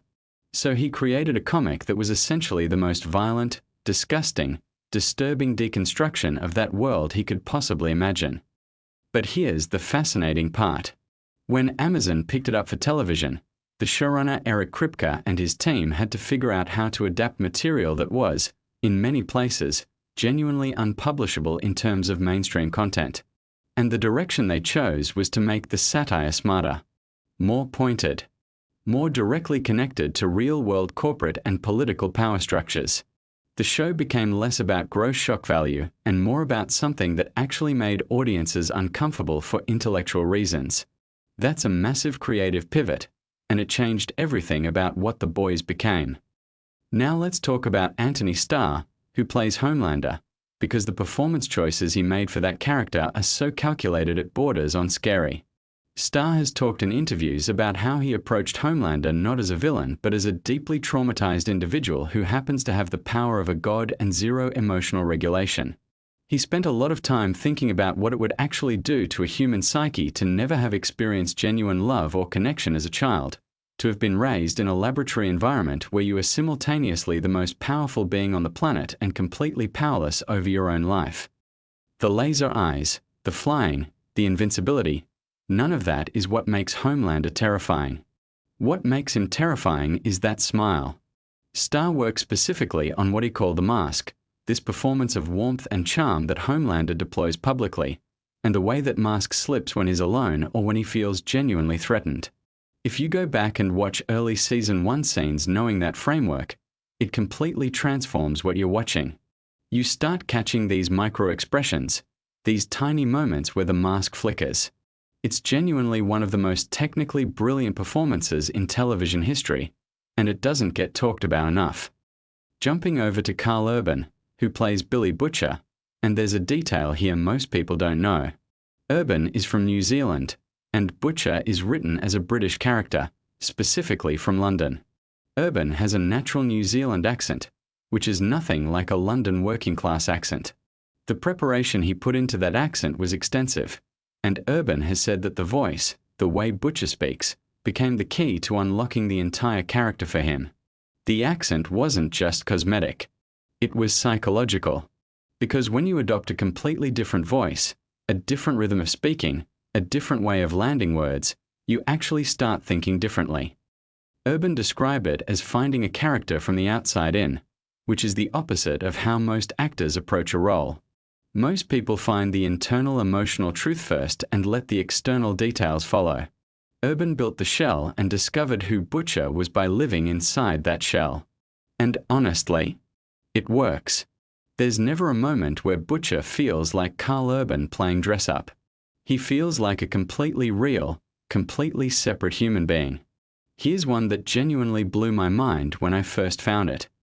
The character of A-Train, who is the seventh speedster and who the show uses to explore themes of racial inequality, celebrity, and exploitation, was actually developed with a very specific real-world parallel in mind. The creators drew heavily from the history of black athletes in American professional sports, particularly from the early to mid-20th century, when black performers and athletes were welcomed into white entertainment spaces as long as they were providing value, and then discarded or diminished the moment their utility expired. A-Train's entire arc, especially in the earlier seasons, is essentially a metaphor for that dynamic translated into a superhero context. He's fast enough to be useful to Vought, presentable enough to be marketable, but never given genuine power within the organization. And the moment his heart condition threatens his usefulness, the corporation moves to replace him without a second thought. Jesse T. Usher, who plays A-Train, has talked about how much that historical context shaped the way he played the character's specific brand of internal conflict, that tension between knowing you're being exploited and still wanting to be in the room because the alternative is worse. Let's shift gears and talk about the production design for a second, because this is something that almost never gets discussed but is absolutely wild. The Vought Tower set, which is essentially the corporate headquarters of the entire show's antagonist structure, was designed with deliberate architectural references to real-world buildings associated with American corporate and media power. We are talking about things like the visual language of Trump Tower in New York, the aesthetic of certain Fox News studio spaces, and the broader vocabulary of glass and steel and gold that American wealth uses to signal dominance. Every detail in that set, from the color palette to the proportions of the lobby to the way natural light is managed, was chosen to evoke a specific feeling in viewers on a subconscious level. The idea was that audiences should feel vaguely uncomfortable in that space even when nothing bad is technically happening on screen. Production designer Arv Graywall and his team were essentially using architecture as psychological manipulation, which is, when you think about it, exactly what Vought itself does throughout the show. The set mirrors the company's methods. That level of thematic coherence in production design is genuinely rare. Now here's something about Erin Moriarty, who plays Annie January, also known as Starlight, that I think completely changes how you appreciate her performance. When Moriarty came into the role, she made a very specific decision about Annie's relationship to her own powers. In a lot of superhero stories, the powers are the exciting part, the thing the character is proud of and wants to show off. Moriarty decided that for Annie, the powers are actually a source of deep ambivalence. They're connected to her mother's ambitions for her, to a childhood where she was trained and shaped and molded rather than simply loved. So whenever you see Starlight using her abilities, particularly in the earlier seasons, watch Moriarty's face in the moments right before and right after. There's this flicker of something complicated, something that isn't quite pride or excitement. It's closer to resignation. She's doing what she was made to do, and she's not sure whether that's a good thing. That's an incredibly subtle choice that never gets stated explicitly in the dialogue, but it's there in almost every scene where the powers appear. Speaking of things hidden in plain sight, let's talk about the deep, played by Chase Crawford, and the specific way the show handles his storyline as a commentary on something very real and very dark. When we first meet the Deep, he commits an act of sexual harassment against Starlight in his first substantial scene. The show doesn't gloss over this. It doesn't make him a cartoon villain because of it. Instead, it then proceeds to show us in excruciating detail the way that someone with power can commit harm and then essentially coast through the institutional protection that power provides. The Deep is demoted, sent to a smaller market, publicly embarrassed, but never actually held fully accountable in any meaningful way. He retains his celebrity. He retains his powers. He retains access to the same circles of power that enabled his behavior in the first place. The writers have confirmed that this arc was directly inspired by the patterns that emerged from the Me Too movement's exposure of how power structures protect predators through partial accountability, enough consequence to create the appearance of justice, not enough to actually change anything. All right, now we are going to get into some production facts that are just objectively insane. The show films primarily in Toronto, Canada, which means that the version of America you see in The Boys is actually built from scratch on Canadian soil. The attention to detail required to make Toronto feel like it could be anywhere in the United States is genuinely staggering. We are talking about extensive set dressing, prop work, and location scouting to find the right buildings and streets and spaces. But there's a layer to this that's almost poetically fitting. The Boys is a show about how America presents a carefully constructed image of itself to the world, an image of heroism and freedom and exceptionalism that masks something much uglier underneath.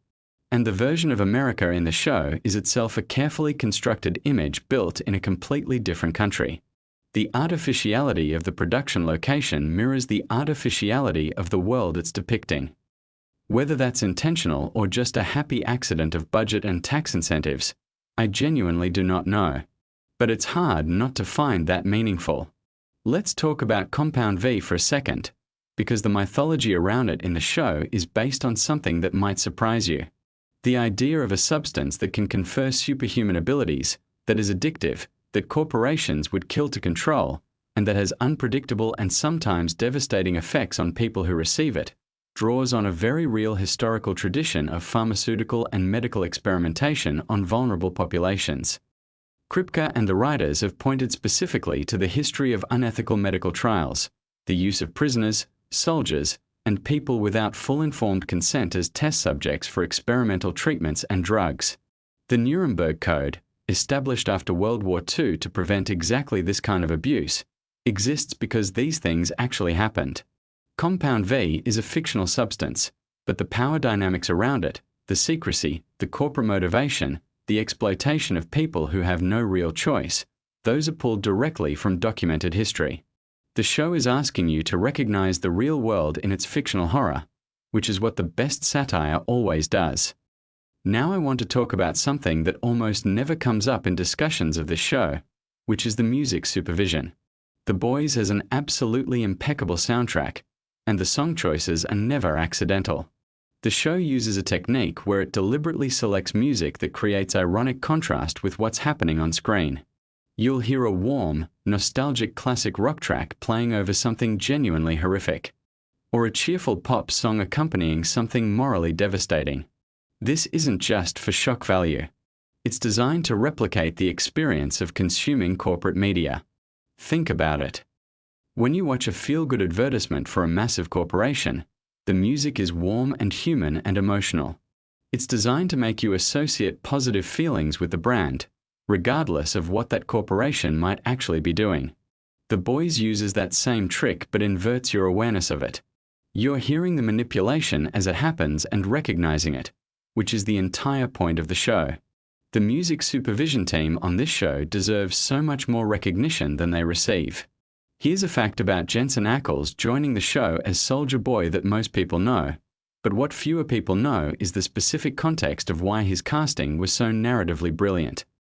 Ackles spent 15 years playing Dean Winchester in Supernatural, which was also created by Eric Kripke. So when Ackles shows up in The Boys playing a character who is essentially a corrupted, toxic version of the heroic archetype, a character who represents everything dangerous about old-school American masculine mythology, There's a layer of meta-commentary happening that the audience can feel even if they don't fully articulate it. The man who spent over a decade as television's most beloved monster-fighting hero is now playing the monster. The hero has been revealed as a legacy of violence and ego and entitlement that has been sustained by nostalgia and institutional power rather than actual virtue. Kripke has been pretty coy about how intentional this casting choice was in terms of that meta layer, but it's hard to believe it wasn't at least part of the conversation. Let's switch to something about the show's approach to religion, because this is an area where the writing is actually a lot more sophisticated than it gets credit for. The Boys doesn't simply mock religion. That would be easy and cheap. What it actually does is examine the relationship between genuine faith and institutional power. Many of the show's characters who have sincere religious beliefs, like Annie at the beginning of her arc, are depicted with real empathy. Their faith is shown as authentic and meaningful. What the show skewers is not belief itself, but the way that organized religious institutions and corporate entities co-opt the language and aesthetics of faith to consolidate power and control populations. Vought doesn't hate religion. Vought loves religion because religion is an existing system for generating loyalty and compliance, and Vought is very good at plugging into existing systems.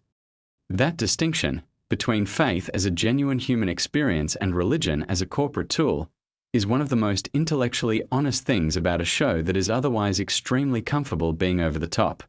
Now here's something about the stunt work and action choreography that I think deserves way more attention. The show has a philosophy about superhero violence that is directly opposed to most of the genre. In Marvel and DC films, superhero violence is typically presented as spectacular and consequence-free. Cities get destroyed, people get thrown through buildings, and the emotional register is excitement and awe. In The Boys, physical violence is almost always presented as grotesque, chaotic, and deeply human in its horror. When someone gets hurt in this show, it looks and sounds and feels like something terrible has happened to a real person. The action choreography team specifically works to strip away the cinematic glamour that usually surrounds superhero combat. The goal is to make you feel the wrongness of what you're watching rather than the excitement of it. This is why the show's most violent scenes are so hard to look away from even when they're deeply uncomfortable. It's not spectacle. It's something closer to tragedy. Here's a wild behind-the-scenes fact that connects the show to real-world corporate behavior in a way that feels almost too on the nose. During the production of one of the seasons, Amazon, which is of course the streaming platform that produces The Boys, a show that is fundamentally a critique of massive corporate power and the way corporations exploit people, was simultaneously being criticized for its own labor practices and working conditions for warehouse employees.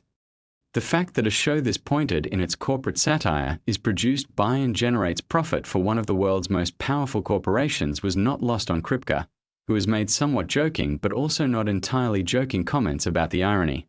He's referred to The Boys as being like a band that gets to play the most rebellious punk music possible on the biggest stage in the world, which is either an amazing creative situation or a profound example of exactly the kind of co-optation the show is criticizing.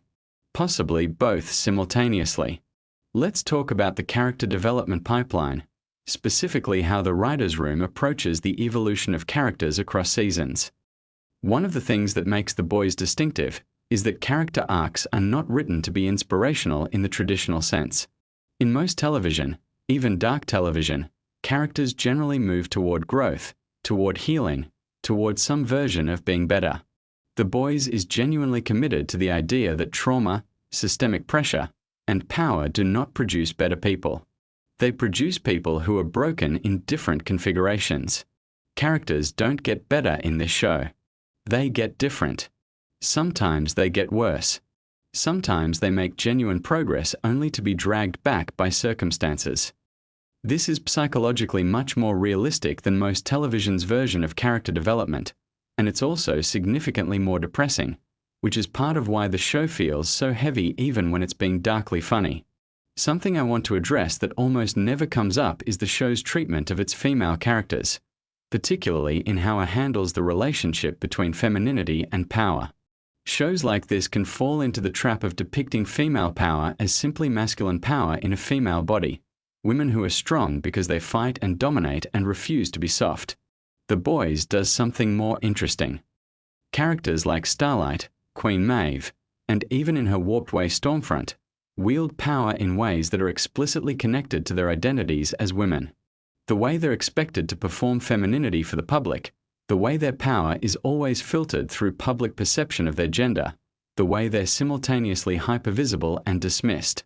The show understands that power looks different when you're a woman in a patriarchal system, not because women are less powerful, but because the system creates entirely different constraints and leverage points. That's a nuanced take that a lot of supposedly progressive shows don't actually achieve. Let's get into some specific scene details that were loaded with meaning most viewers might have missed on first watch. There's a scene in Season 2 where Homelander stands alone on a rooftop and talks to his own reflection in a window. On the surface, it looks like a moment of narcissism, which it is, but it's also something more specific. The writers were drawing on a psychological concept related to object permanence and attachment. Homelander, who was raised in a lab and denied normal human bonding, learned to relate to himself as his primary attachment figure. The reflection isn't just vanity. It's him talking to the only entity that has been consistently present in his life.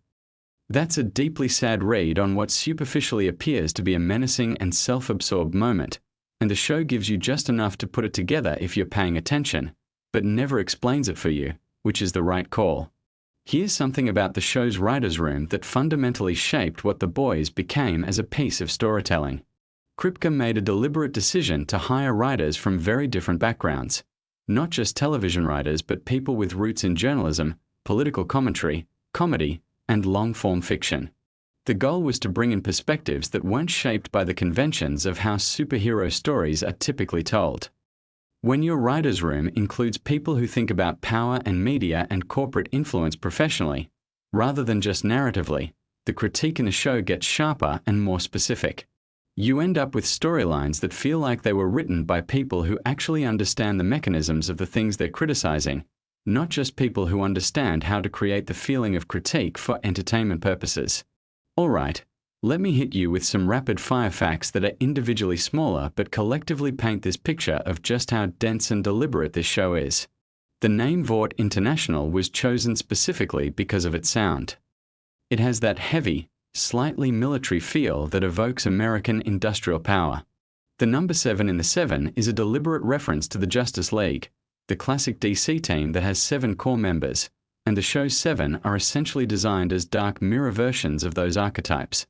Homelander is Superman gone wrong. The Deep is Aquaman with the societal awkwardness dialed to maximum. Queen Maeve is Wonder Woman filtered through a story of crushed idealism.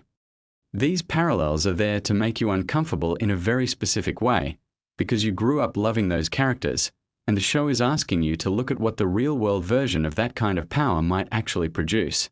The compound that houses Vaught's most classified experiments was deliberately designed to echo the aesthetic of mid-century American government institutions, specifically the visual language of agencies like the CIA in their early years. The architecture of secrecy, the fluorescent lighting, the beige hallways, the bureaucratic mundanity of evil. The show understands that the most frightening things don't look frightening. They look like offices. Let me also talk for a second about the show's international expansion, because the spin-off content, like Gen V and what's been developed for other markets, represent something genuinely interesting about how the franchise is growing. Rather than simply exporting the American version of corporate superhero satire to other countries, the spin-offs are designed to engage with how the specific dynamics of power, celebrity, and institutional corruption manifest in different cultural contexts. Gen V, which is set in a university context, takes the show's themes and applies them to the specific American anxiety around academic institutions, meritocracy mythology, and the ways that young people are shaped and exploited by systems that claim to be developing their potential. It's the same critique applied to a different institution, which is the right way to expand a franchise that's fundamentally about how institutions work. One more deep dive before we get to the end, and this one is about something that operates almost entirely below the level of conscious recognition for most viewers. The sound design of The Boys is doing a tremendous amount of work in every scene. The way the show mixes ambient corporate sound, the hum of fluorescent lights, the ambient noise of the city, The specific acoustic quality of different spaces is used to create subliminal feelings of unease or comfort or confinement. The Vought Tower interior sounds different from the street-level world of Butcher and the Boys, and those sonic differences are there to reinforce the class and power distinctions the show is dramatizing. When you're inside the system, it sounds a certain way. When you're outside it, it sounds different. Most viewers will never consciously notice this, but they'll feel it, and that feeling shapes how they interpret everything that happens in those spaces. There's something I want to close on that I think is the most important fact about The Boys that almost nobody talks about, which is that the show is ultimately about the relationship between audiences and the stories they consume. Every time you watch a superhero movie and feel the dopamine hit of the hero winning, of justice being served, of the good guys triumphing, you're participating in a kind of mass cultural experience that The Boys is trying to make you think critically about. Not because there's anything wrong with enjoying those stories, but because those stories shape our expectations of what power should look like and how justice should work. And when those expectations meet the real world, they can leave us confused and unprepared for how messy and ambiguous and institutional actual power is. The show is asking its audience to be smarter consumers of the stories they're told. Not to stop enjoying stories, but to understand that stories always have an agenda, whether that's the explicit propaganda of Vaught's superhero media machine or the subtler agenda of the actual entertainment industry producing the content you watch for relaxation. That's a genuinely challenging and uncomfortable thing to sit with, which is exactly why The Boys keeps you coming back. The fact that a show this intellectually pointed has become one of the most watched programs in streaming history is either a sign that audiences are hungry for this kind of challenge, or it's the most elaborate example of the show's own themes playing out in real time. A piece of revolutionary content being consumed at massive scale, generating profit for a corporation, becoming another piece of the entertainment machine it claims to critique. Maybe both things are true. Maybe that tension is the whole point. Kripke might be the most honest person in the room, making art about the room he's standing in while fully acknowledging that he's standing in it. The Boys isn't just a show about superheroes being terrible. It's a funhouse mirror held up to every system of power we've decided to trust. And if you weren't already watching it with that frame in mind, I hope this video changed that for you. There's so much more to find in every single episode when you know what to look for. If you dug this breakdown, hit that like button and subscribe because I go this deep on shows, films, and stories all the time, and this is genuinely just the tip of the iceberg. Drop in the comments what detail from the show you think most people sleep on. I read all of them and I want to know what you've caught that I might have missed. I'll see you in the next one. What if I told you that one of the most violent, disturbing, and brutally honest shows on television right now started as something nobody in Hollywood wanted to touch? The Boys has become a cultural phenomenon, a show that makes people uncomfortable in the best possible way, and today we are going deep on facts, secrets, and behind-the-scenes details about this series that most fans have absolutely no idea about. Whether you have watched every single episode 3 times or you just discovered the show last week, I guarantee there is something in this video that is going to completely change the way you look at The Boys. Stick around because we are saving the most shocking revelation for the very end. And trust me, you do not want to miss it. Let us start at the very beginning, and I mean the actual beginning, long before any cameras were rolling or any casting decisions were made. The Boys is based on a comic book series written by Garth Ennis and illustrated by Derek Robertson. The comics were published by Wildstorm initially, starting back in 2006, and what is genuinely fascinating is that even the comic book publisher eventually got cold feet about how far the content was going. DC Comics, which owned Wildstorm at the time, actually cancelled the series after just 6 issues because the material was considered too extreme and too offensive even by comic book standards. Think about that for a second. A comic book series got dropped because it was too wild, and that same story eventually became one of Amazon Prime Video's most watched shows of all time. The series was then picked up by Dynamite Entertainment, which allowed Ennis to continue telling the story exactly the way he intended, with 0 restrictions. That creative freedom carried over in spirit when the show was eventually developed for television.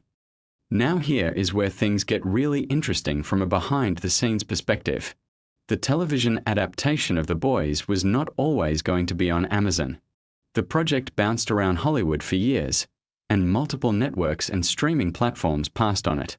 The show was initially developed at Cinemax, which is where it actually got its first real traction. Seth Rogen and Evan Goldberg were brought on as executive producers, and they worked alongside showrunner Eric Kripke to shape what the series would eventually become. Eric Kripke, by the way, is the same creator behind Supernatural, which ran for an absolutely massive 15 seasons on the CW. When Cinemax passed on moving forward with the project, Amazon stepped in and picked it up, and the rest, as they say, is history. What is remarkable about this is that Amazon was not known at that point for edgy, violent, mature content in quite the same way. Taking on The Boys was genuinely a bold move for the platform. Eric Kripke has spoken in various interviews about his approach to adapting the source material, and one of the most interesting things he has discussed is how deliberately he and his writing team chose to diverge from the comics. The comics are extraordinarily graphic, and while the show is certainly not shy about violence or adult content, Kripke made a conscious choice to give the characters more emotional depth and more genuine humanity than they have in their printed counterparts. Billy Butcher in the comics, for example, is significantly darker and more morally compromised than the version we see Carl Urban bringing to life on screen. Television Butcher still has a code, still has some kind of internal moral compass even if it is bent and damaged. Comic Butcher operates in a much colder, more ruthless base. This was an intentional creative decision because Kripke understood that for a television audience investing potentially years of their lives into a story, they needed characters they could actually care about, even when those characters were doing terrible things. Speaking of Carl Urban, let us talk about the casting process for a moment because it is genuinely fascinating. Carl Urban is a New Zealand actor who had built an impressive career in major Hollywood franchises before The Boys. He was Dr. McCoy in the rebooted Star Trek films, he was Judge Dredd in the underrated 2012 film Dredd, and he had roles in the Lord of the Rings trilogy. But Billy Butcher represented something different for him. Urban has described Butcher as one of the most complex and demanding roles of his career, and when you watch his performance, you understand why. The character requires Urban to walk a razor-thin line between being genuinely threatening and genuinely sympathetic, sometimes within the same scene. The accent alone, a specific London working-class sound, required extensive preparation. What many fans do not realize is that Urban himself was deeply involved in shaping how Butcher would be presented, working closely with Kripke and the writers to find the character's humanity.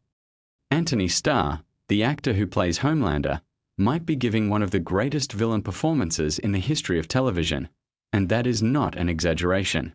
Starr is from New Zealand as well, and before The Boys, he was perhaps best known for his work on the series Banshee, where he played a very different kind of morally complex character. The way Starr approaches Homelander is genuinely fascinating from an acting perspective.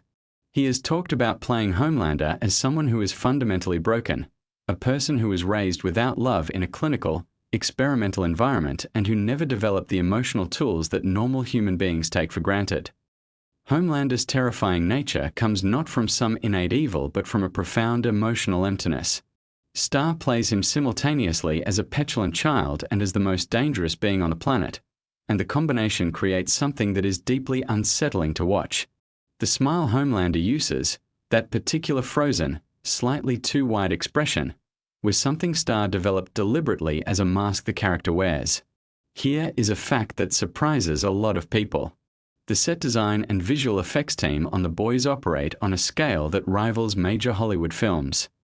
The Seven's headquarters, the corporate aesthetic of Vought International, the various superhero costumes, all of these require enormous resources and creative effort. The costume department in particular has spoken about the challenge of designing superhero outfits that look genuinely impressive and cinematically striking while also serving the show's satirical purpose. The Deep's costume, for example, which includes those elaborate fish gills on his neck, required extensive prosthetics work for each shooting day. Chase Crawford, the actor who plays the Deep, has mentioned in interviews that the prosthetics application process could take a significant amount of time each morning before shooting even began. This is the invisible labor behind television that audiences rarely think about, but it fundamentally shapes the world audiences experience. Let us shift to talking about the satirical layer of the show, because this is something that separates The Boys from virtually every other superhero property in existence right now. The series functions as a direct critique of corporate power, media manipulation, celebrity culture, and the way heroism gets packaged and sold as a product. Vought International is not just a fictional corporation that manages superheroes. It is a mirror held up to real-world entertainment conglomerates, pharmaceutical companies, and political propaganda machines simultaneously.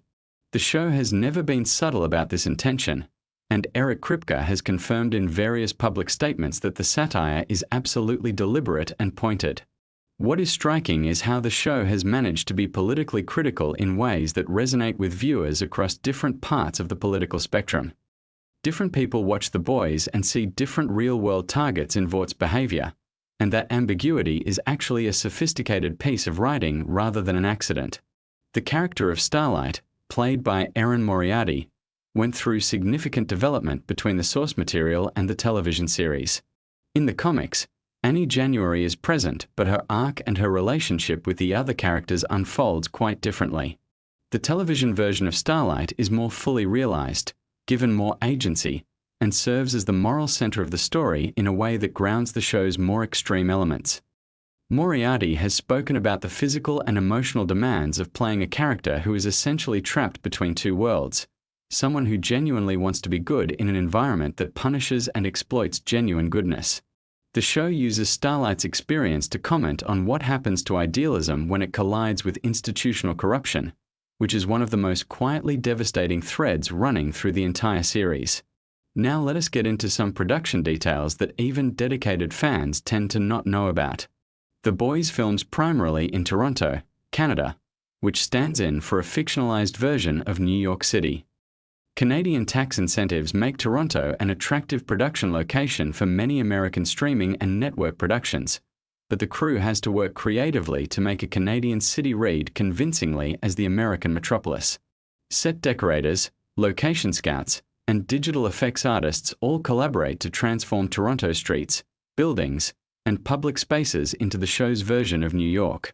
Some locations are used largely as they are with minimal modification, while others require substantial transformation. This is an enormous logistical challenge that unfolds across every single episode. The gore and special effects work on The Boys has become somewhat legendary in television production circles.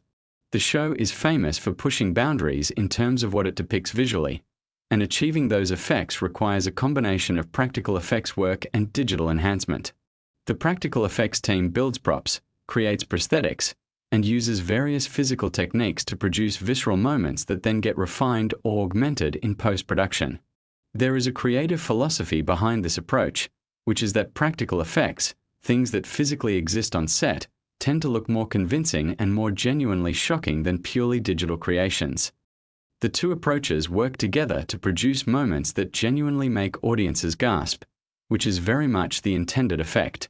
One of the most interesting creative decisions the show made early on was regarding how superpowers would be portrayed. Rather than leaning into the fantastical, consequence-free spectacle of traditional superhero films, The Boys treat superpowers as physical phenomena with real-world physics and real-world consequences. When someone with superhuman strength punches through something, the results look genuinely brutal. When Homelander uses his laser vision, the destruction is presented with a gravity that most superhero properties avoid. This grounded approach to depicting powers serves the show's larger argument about what superheroes would actually be like if they existed, which is to say terrifying rather than reassuring. Let us talk about the music choices in The Boys, because the show's soundtrack is doing a tremendous amount of work that deserves more attention than it typically gets. The series has a habit of using popular, upbeat, cheerful songs in stark contrast to the violent or disturbing imagery on screen. This technique, sometimes called counterpoint scoring, has a long history in cinema, but The Boys uses it with particular effectiveness and wit. The jarring collision between a familiar song you might associate with positive memories and something genuinely horrifying creates a specific kind of discomfort that reinforces the show's satire. It suggests that violence and darkness can hide behind cheerful surfaces, which is precisely the point the show is making about Vought and about superhero mythology more broadly. Here is something that many people do not know about the show's development. When Amazon ordered The Boys to series, there were internal discussions about how extreme the content could actually be. The Boys operates at a level of graphic content that was unusual for a streaming platform even by the standards of prestige television.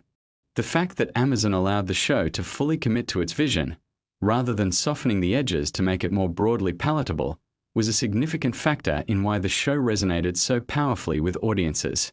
There is a version of The Boys that could have been made in a more restrained way, and it almost certainly would not have become the cultural phenomenon that the actual show became. Sometimes the willingness to fully commit to a creative vision, however uncomfortable, is exactly what makes something work. Showrunner Eric Kripke has a very specific philosophy about what the show is ultimately trying to say, and he has articulated it in interviews in ways that are worth understanding. For Kripke, The Boys is fundamentally about the abuse of power and about the way institutions protect the powerful at the expense of the vulnerable. The superheroes of The Boys are not just metaphors for celebrities or for political figures, though they serve that purpose. They are representations of any system or institution that presents itself as serving the public good while actually prioritizing its own power and reputation. The Boys, the vigilante team at the center of the story, represent the impulse to resist and hold power accountable, even when that resistance is imperfect, morally complicated, and sometimes self-defeating. The relationship between Billy Butcher and the other members of his team has been one of the most consistently compelling elements of the show.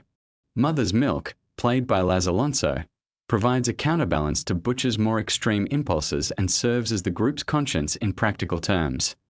Frenchie, played by Toma Capone, and Kimiko, played by Karen Fukuhara, form one of the show's most emotionally resonant partnerships, a relationship built on mutual understanding between two people who have both been shaped by violence and trauma.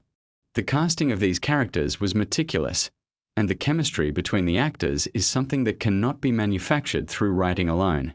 The ensemble as a whole functions as a kind of found family, which is a deliberate storytelling choice that gives the audience an emotional anchor amid all the chaos and darkness. Karen Fukuhara's portrayal of Kimiko is particularly noteworthy because the character does not speak for a significant portion of the series, communicating instead through physical performance, expression, and body language. This places enormous demands on Fukuhara as a performer, requiring her to convey complex emotional states without the tool that most actors rely on most heavily. Fukuhara has spoken about working with a choreographer and movement coach to develop Kimiko's specific physical vocabulary, the way she moves, holds herself, and expresses emotion through her body. The result is a character who feels completely coherent and emotionally legible despite the absence of dialogue, which is a remarkable acting achievement. Now, something that genuinely surprises many fans when they learn it. The Boys has been deliberately engineered to generate conversation and controversy, not accidentally but as a strategic creative and marketing philosophy. Eric Kripke and his team understand that a show this satirically pointed and this willing to be provocative will naturally generate debate, and they have spoken about embracing that dynamic rather than trying to manage or minimize it. When episodes drop and social media erupts with reactions, arguments, and discussions, that engagement serves the show's visibility on the platform and in the cultural conversation. The controversy is part of the product in a very intentional way, which is itself a kind of meta-commentary on how media properties manufacture attention in the modern landscape. Let us talk for a moment about Soldier Boy, played by Jensen Ackles, who is introduced in later seasons. The casting of Jensen Ackles was enormously significant for reasons beyond just his talent as an actor.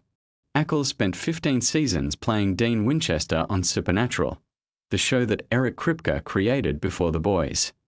Bringing Ackles into The Boys was a reunion of sorts, and it was also a piece of very deliberate casting in terms of audience psychology. Ackles built a massive, devoted fan base through Supernatural, and those fans brought enormous enthusiasm to his appearance in The Boys. Within the narrative of the show, Soldier Boy represents a different era of manufactured heroism, a character who embodies mid-20th century American mythology in ways that are both nostalgic and deeply uncomfortable. Ackles committed to the role with the same total investment he brought to his years on Supernatural. The show's depiction of media manipulation and the 24-hour news cycle deserve specific attention because it is one of the more prescient elements of the series. The fictional Vought News network, which serves as the show's stand-in for partisan cable news operations, captures something true and troubling about how information gets weaponized in the modern media environment. The scenes involving VNN are often written in ways that are uncomfortably close to actual media rhetoric and techniques, which is part of what makes them land with such force. Writers' rooms for shows like The Boys employ people who study media, politics, and culture with genuine academic seriousness, and the show's portrayal of media manipulation reflects that research. Here is a detail about the show that connects to its production philosophy in an interesting way. The Boys does not use laugh tracks, obviously, but it also deliberately avoids the visual language of traditional superhero films. The cinematography is darker, more naturalistic, and less polished than what you would see in a Marvel or DC film. This is a deliberate aesthetic choice designed to signal to the audience that they are in different territory. When superhero films use bright, saturated colors and sweeping orchestral scores, they are communicating something about the nature of heroism, that it is grand and clean and elevated. The Boys uses grittier visual textures and a more grounded aesthetic to communicate the opposite, that power is messy and dark and compromised. One of the most fascinating aspects of The Boys from a production standpoint is how it handles the tension between spectacle and satire. The show needs to deliver genuine action and excitement to satisfy audiences who expect something visually compelling from a superhero property, while simultaneously undercutting the mythology of superheroism that makes those expectations exist in the first place. This is a genuinely difficult balance to strike, and the fact that the show manages it as successfully as it does speaks to the quality of the creative team. Action sequences in The Boys are staged to be exciting and visually impressive, but they almost always contain an element that deflates or complicates the heroic framing, some detail that reminds you these are not the good guys you are supposed to be cheering for. The Boys has spawned a spin-off series called Gen V, which focuses on college-age superheroes attending Godolphin University, a school for young people with powers. This expansion of the Boys universe represents a significant investment from Amazon in this creative world, and it demonstrates confidence in the franchise's longevity.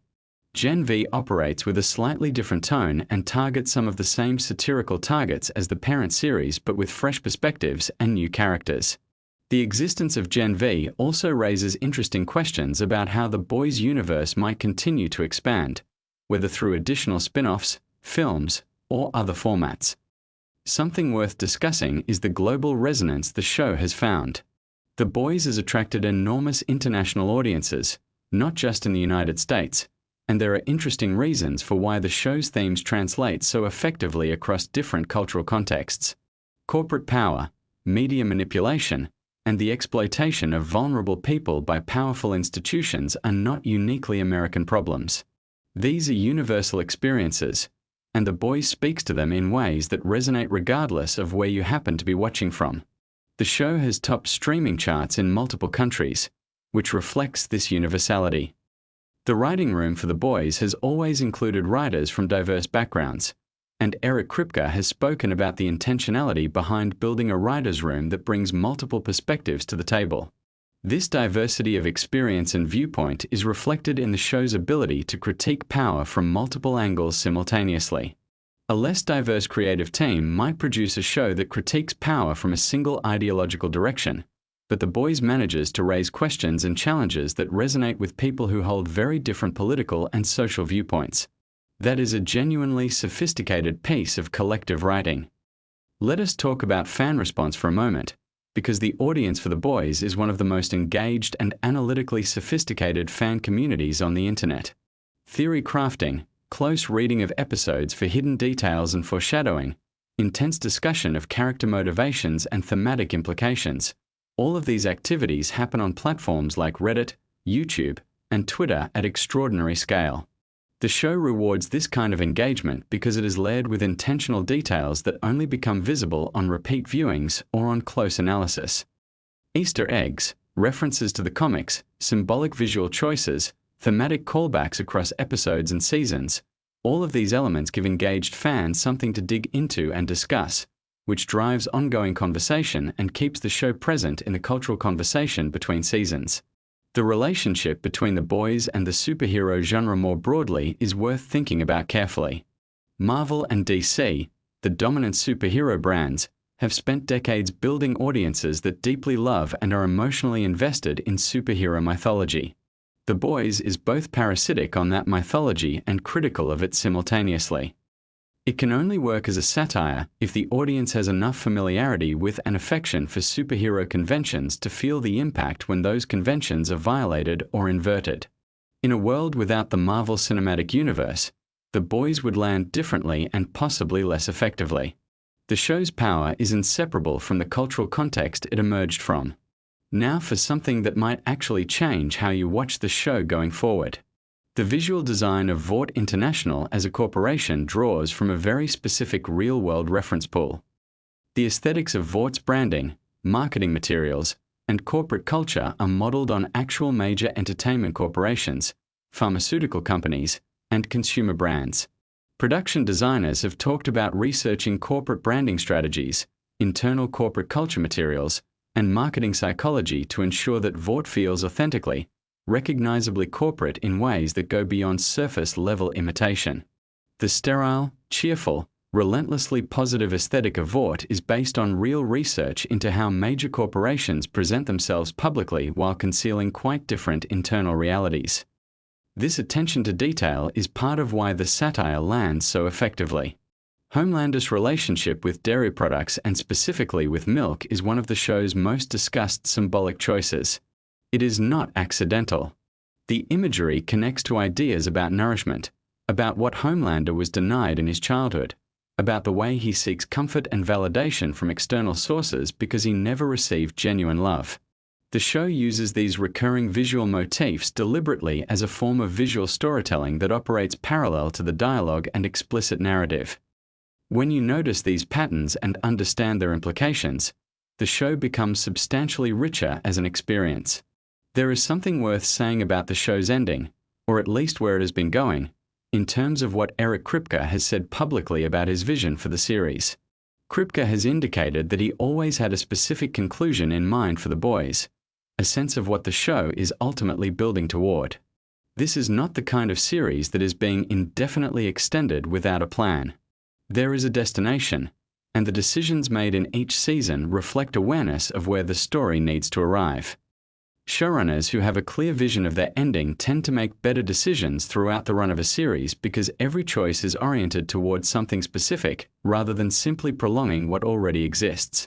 The cultural impact of The Boys extends beyond the show itself into broader conversations about the superhero genre, about corporate power, and about American mythology.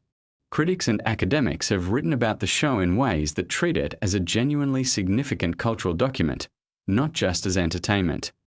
There are arguments to be made that The Boys is the most important superhero text of this current era precisely because it refuses to accept the terms of superhero mythology and insists instead on interrogating them.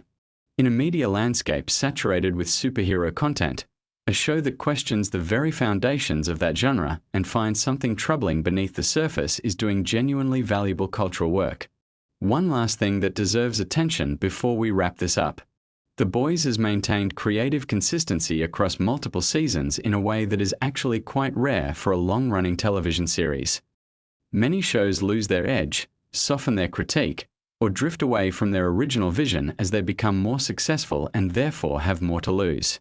The Boys has largely avoided this trap, continuing to push harder and go further as the series has progressed rather than retreating to safer ground.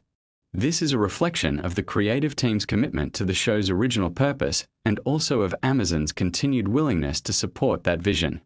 Not every streaming platform would allow a show this provocative to operate with this much creative freedom for this many seasons. So there you have it. The Boys is a show built on creative defiance, from a comic too extreme for its original publisher, to a television pitch that bounced around Hollywood for years before finding a home, to a series that has consistently refused to make itself more comfortable or more palatable to avoid controversy. The facts and details behind this show reveal a creative enterprise that is far more intentional, far more sophisticated, and far more carefully constructed than it might appear on the surface. Every choice, from the casting to the production design to the satirical targets to the use of music, serves a coherent vision about power, corruption, and the stories we tell about heroes. If you want to go even deeper on the world of The Boys, there is another video right here that covers the season breakdowns and what every major plot decision actually means for where the story is going. Drop a comment below telling me which fact in this video hit different for you. And subscribe if you are not already part of this community, because we go deep on the shows and films that actually matter. See you in the next one. You think you know The Boys. You've watched every season. You've picked your favorite characters. Maybe you've even gone down the rabbit hole of fan theories online. But I promise you, there are things about this show that most people have absolutely no idea about. And by the time this video is done, you're going to look at The Boys in a completely different way. We are talking behind-the-scenes secrets, wild casting decisions that almost changed everything, the real-world inspirations that are darker than anything on screen, and details hidden so deep in the show that even obsessive fans have missed them. This is the stuff the creators didn't put in the press interviews. This is the stuff that makes this show one of the most deliberately crafted pieces of television ever made.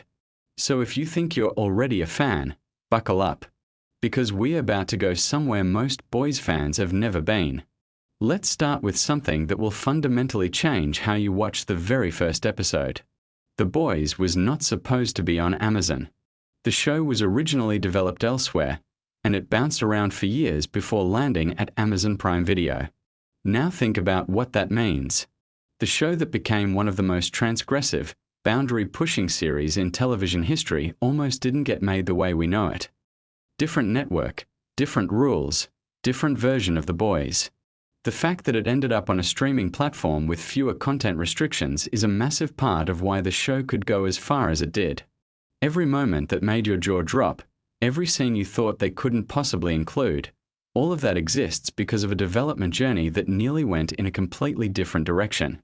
Now here's something about the comic book source material that casual fans don't fully appreciate. The original comic by Garth Ennis is genuinely more extreme than the show. And that's saying something. The television adaptation actually pulled back significantly on certain storylines and character arcs from the comics. Showrunner Eric Kripke and his team made deliberate choices about what to keep, what to change, and what to leave out entirely. Some of the decisions were creative, some were practical, and some were about making sure the show could actually function as ongoing television rather than a contained story with a definitive brutal endpoint. The interesting thing is that many of the changes made the show better. Characters who were one-dimensional in the comics became layered, compelling people on screen. The show's version of Homelander, for instance, became something far more psychologically complex than what appeared on the page. Speaking of Homelander, let's talk about Anthony Starr, because what he does in that role is something that the casual viewer might take for granted. Starr is from New Zealand.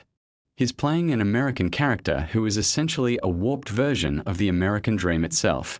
And he does it with a precision and control that most actors simply don't have. But here's what you might not know. The physical and psychological preparation Starr put into that role went well beyond normal acting preparation. He studied the behavior of cult leaders. He researched narcissistic personality disorder extensively. He looked at charismatic figures throughout history who used charm as a weapon. The smile that Homelander uses, that unsettling smile that makes your skin crawl even when the character seems perfectly pleasant, that was a deliberate construction. Starr built that smile to represent the gap between what Homelander projects and what he actually is. Every time you see it, you're watching a performance built on months of psychological research. But here's the layer that most people miss. Starr has spoken about playing Homelander as someone who is fundamentally a child. Not a child in terms of intelligence, but a child in terms of emotional development. Someone who was raised in a lab, who was never taught how to be human, who desperately wants love but has no idea how to receive it or give it. That interpretation transforms every scene he's in. When Homelander is terrifying, it's because he's a child having a tantrum. When he's pitiful, it's because he's a child who has never shown affection. That reading of the character is built into every scene he plays, and once you see it, You cannot unsee it. Now let's talk about Carl Urban, who plays Billy Butcher. Urban is from New Zealand as well, and his Cockney accent in the show is something he worked on specifically for this role. But what you might not know is the character's accent and general demeanor was actually drawn from specific real-world inspirations that go deeper than just the sound of the voice. Butcher is written as someone whose entire personality is a performance of toughness designed to mask devastating grief. The Cockney swagger, the constant aggression, the refusal to show vulnerability, it's all armor. Urban understood this and built the performance from the inside out. The accent and the attitude are things Butcher puts on every morning like a uniform. That's why the moments when the armor cracks hit so hard. You're not just watching a tough guy falter. You're watching someone's entire constructed identity start to fail. Here's something fascinating about the casting process for the show. When Amazon was putting together the ensemble, there was enormous pressure to cast the biggest possible names in the lead roles. Kripke and the producing team resisted this in specific ways because they understood something crucial about the show's psychology. The Boys works because the soup characters feel genuinely superhuman and the human characters feel genuinely human. If you fill the cast with already established movie stars, you risk the audience bringing their existing associations with those actors into the show. Some of the best casting decisions were counterintuitive precisely because they chose performers who were relatively unknown to mainstream audiences at the time. This allowed viewers to meet these characters fresh, without preconceptions. Erin Moriarty, who plays Annie January, also known as Starlight, is a perfect example of this. Moriarty's arc across the series is one of the most demanding acting journeys in the entire show. She has to play someone who starts as genuinely idealistic, gets systematically disillusioned, and then has to rediscover what she actually believes versus what she was conditioned to believe. The emotional range required is extraordinary. And Moriarty does it while also playing opposite one of the most magnetic performers on television in Anthony Starr, which requires holding your own against an enormous gravitational pull. The fact that she was not yet a massive star when she took the role actually served the character. Annie feels like someone you might know, someone real. That groundedness was a casting choice. Let's pivot to something that doesn't get discussed enough, which is the writing room and how the show's satirical targets are chosen. The Boys has a reputation for going after corporate greed, celebrity culture, and media manipulation. But the show's writers have been remarkably open about the fact that they deliberately avoid making their satire too specifically tied to any single real-world moment. The reason is longevity. If you write an episode that is too specifically about one particular news story or one particular public figure, that episode starts to feel dated within months. The writers aim for the underlying systemic issues rather than the surface manifestations. This is why the show still feels sharp and relevant across multiple seasons. It's not satirizing the specific, it's satirizing the structural. The specific examples change. The underlying rot they're pointing at does not. This is also why the show resonates with viewers across a pretty wide political spectrum, which might seem surprising given how aggressive its critiques are. Because the show isn't really attacking any particular political tribe.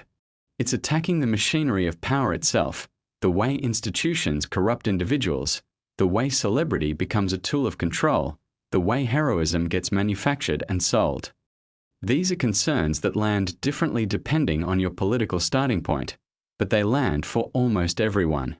Now here's something about the production design that changes how you see every frame. The world of The Boys is divided into a very specific visual language.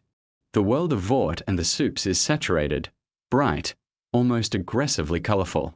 Everything is polished and warm and inviting. Meanwhile, the world of Billy Butcher and the Boys is desaturated, grittier, lit with cooler tones. This is not accidental. The production design team built an entire visual philosophy around the idea that the world of corporate superheroes is essentially a permanent advertisement, and the world of the people fighting them is closer to reality. When characters cross between these visual worlds, you feel it even if you don't consciously register it. Your eye is constantly being told something about where power lives and what it looks like versus where ordinary people exist. The Tower of Vought itself deserves a whole discussion. The architectural choices for that building were deeply deliberate. It's designed to evoke luxury, corporate power, and a kind of religious authority all at once. Think about the way the interior spaces are used for gatherings that function almost like worship services. The show is making a continuous argument about the relationship between corporate branding and religious devotion, and the set design embeds that argument into the physical space of the story before a single word of dialogue is spoken. Let's talk about one of the most technically demanding aspects of the show, which is the visual effects work. The Boys is not a massive tentpole film with a $500 million budget. It's a television show that has to deliver convincing superhero effects episode after episode. The way the VFX team handles this is genuinely innovative. Rather than trying to compete with Marvel or DC films on the level of spectacle, the effects work on The Boys is deliberately integrated into the tonal register of the show. The violence is visceral rather than balletic. The powers feel dangerous rather than elegant. The whale sequence, the plane sequence, certain moments in Season 3, these are not designed to be awesome in the traditional superhero sense. They're designed to be disturbing. The VFX team was given a specific brief that their work should feel wrong, not cool. That's an unusual creative direction to give a visual effects team, and the results speak for themselves. Here's something about the show's music that most people don't think about. The song choices in The Boys are not just needle drops. They are arguments. Every time the show puts a specific piece of music over a specific scene, it's making a deliberate point about the contrast between what a song means culturally and what's actually happening on screen. The use of cheerful, patriotic, or innocently nostalgic music over scenes of corporate manipulation or violence is a technique the show uses constantly. And it works because it exploits the gap between what we've been conditioned to feel when we hear certain sounds and what we are actually watching. It's essentially the same technique the show uses with superhero iconography. Take something that's supposed to make you feel safe and good. Use it to make you feel deeply uncomfortable. That's the show's whole thesis in musical form. Now let's go somewhere really interesting. The show has a complicated relationship with its own popularity. Eric Kripke has talked about this in interviews, the strange experience of making a show about the dangers of corporate manufactured heroes and watching it become a massive corporate product. The Boys merchandise exists. The Boys theme park experience has been discussed. The Boys is itself a product of Amazon, one of the largest corporations on the planet. The show is aware of this tension. There are moments of self-awareness built into later seasons that seem to directly address the irony of what the show has become. Whether that self-awareness fully resolves the tension is a question fans and critics continue to debate, but the fact that the writers are thinking about it is itself significant. Let's talk about Toma Capone, who plays Frenchie, because his background brings something extraordinary to the show. Capone is Israeli, and he came to the role with a performance approach deeply influenced by his theatrical training. Frenchie is written as a character who uses humor and flamboyance as protective mechanisms, someone who makes himself entertaining so that people will keep him around. There's a sadness underneath all of Frenchie's color that Capone communicates through physical stillness in moments when the character thinks no one is watching. It's subtle acting work in a show that often operates at maximum volume, and it creates a fascinating counterpoint. When Frenchie is quiet, you feel the weight of everything he carries. Karen Fukuhara, who plays Kimiko, had a unique challenge in the show's early seasons. Her character is non-verbal for significant stretches of the story. She communicates almost entirely through physical performance and facial expression. This is an extraordinarily demanding form of acting, and Fukuhara has spoken about studying physical performance techniques specifically to handle the role. What's fascinating is that Kimiko became one of the most beloved characters in the show despite, or arguably because of, the limitation of her early characterization. The audience projected onto her in ways they couldn't with the more vocally expressive characters. There's something psychologically interesting about how silence creates intimacy. Fukuhara's physical storytelling built a connection with viewers that some of the more dialogue-heavy characters never quite achieved. Here's a fact about the show's production schedule that puts everything in context. The Boys films in Toronto, and the production team has to essentially construct an alternative version of a major American city within a Canadian city. The locations team has to constantly find or build spaces that read as specifically American to international audiences, while navigating the practical realities of what Toronto actually looks like. This involves extensive set decoration, strategic angle choices, and sometimes complete set builds. The Vought Tower exterior work required significant technical creativity to create the impression of a Manhattan-scale corporate headquarters. This kind of logistical challenge is invisible to the viewer but shapes every decision about how scenes are shot and staged. Now let's get into something that goes deeper than most fan discussions. The show's treatment of trauma is more sophisticated than it gets credit for. Nearly every major character in The Boys is operating from a place of unprocessed trauma. Butcher is grieving and cannot stop. Starlight is dealing with systemic abuse she was taught to minimize. Kimiko carries violence inflicted on her from childhood. Huey starts the show experiencing acute traumatic loss. The Deep has experienced various forms of coercion and is in profound denial about all of it. Maeve has essentially dissociated from her own life. Even Homelander, the primary antagonist, is written as someone whose evil is rooted in the violence done to him as a child by the very corporation that then deployed him as a weapon. The show doesn't use trauma as backstory decoration. It uses it as the engine of behavior. Every choice these characters make, including the destructive ones, makes sense when you trace it back to what was done to them. This is sophisticated psychological writing, and it means that even when characters do terrible things, the show maintains emotional coherence. You understand why even when you can't excuse it. Here's something about Claudia Dumont, who plays Victoria Newman, the character revealed to be a soup hiding in plain sight within the political establishment. Dumont is Australian. Her American politician performance is constructed with specific awareness of political body language and rhetoric. She and the writers built a character who represents something very specific. The idea that the most dangerous kind of power is the kind that presents itself as accountable and ordinary. Newman is terrifying not because she seems like a monster, but because she seems like a reasonable person. The audience's trust in her is deliberately cultivated so that the betrayal hits harder. Every scene where she seems sympathetic is a trap. Let's talk about Jim Beaver, who has a recurring role in the show. Beaver is best known to many audiences from his work with Eric Kripke on Supernatural. His presence in The Boys is part of a broader pattern of trust that Kripke brings to his productions. He works repeatedly with actors he's collaborated with before because he understands that part of what makes a show work is the comfort and shorthand that develops between creators and performers over time. The ensemble feel of The Boys isn't accidental. It was cultivated through deliberate choices about who was invited into the creative community around the show. Here's a technical detail about the violence in the show that most people don't think about. The gore in The Boys is specifically calibrated.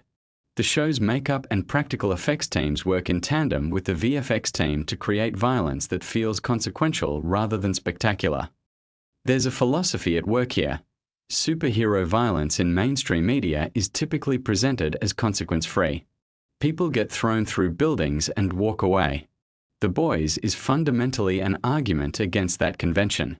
The violence in the show is designed to remind you that bodies are fragile and that power used without restraint destroys things that cannot be repaired. Every piece of practical gore is a political statement about the glamorization of violence in superhero media. Now here is something that will make you think differently about Season 1 specifically. The pilot episode of The Boys was written with the awareness that most of the audience would arrive with strong preconceptions about superhero stories. The creative team knew they needed to violate those preconceptions in the first episode with enough force to reset the audience's expectations entirely. The death that occurs in the pilot, which is one of the most shocking moments of the entire series, was specifically calibrated to happen before the audience had enough attachment to feel grief, but with enough force to feel the wrongness of it. The mechanics of that scene were discussed extensively in the writer's room. The question was, how do you make an audience understand that nothing in this world is safe without making them too emotionally distant to keep watching? The answer was precision. Hit hard enough to disrupt, but not so hard that you break the connection. Let's talk about Amazon's role in the show because it's more complicated than it appears.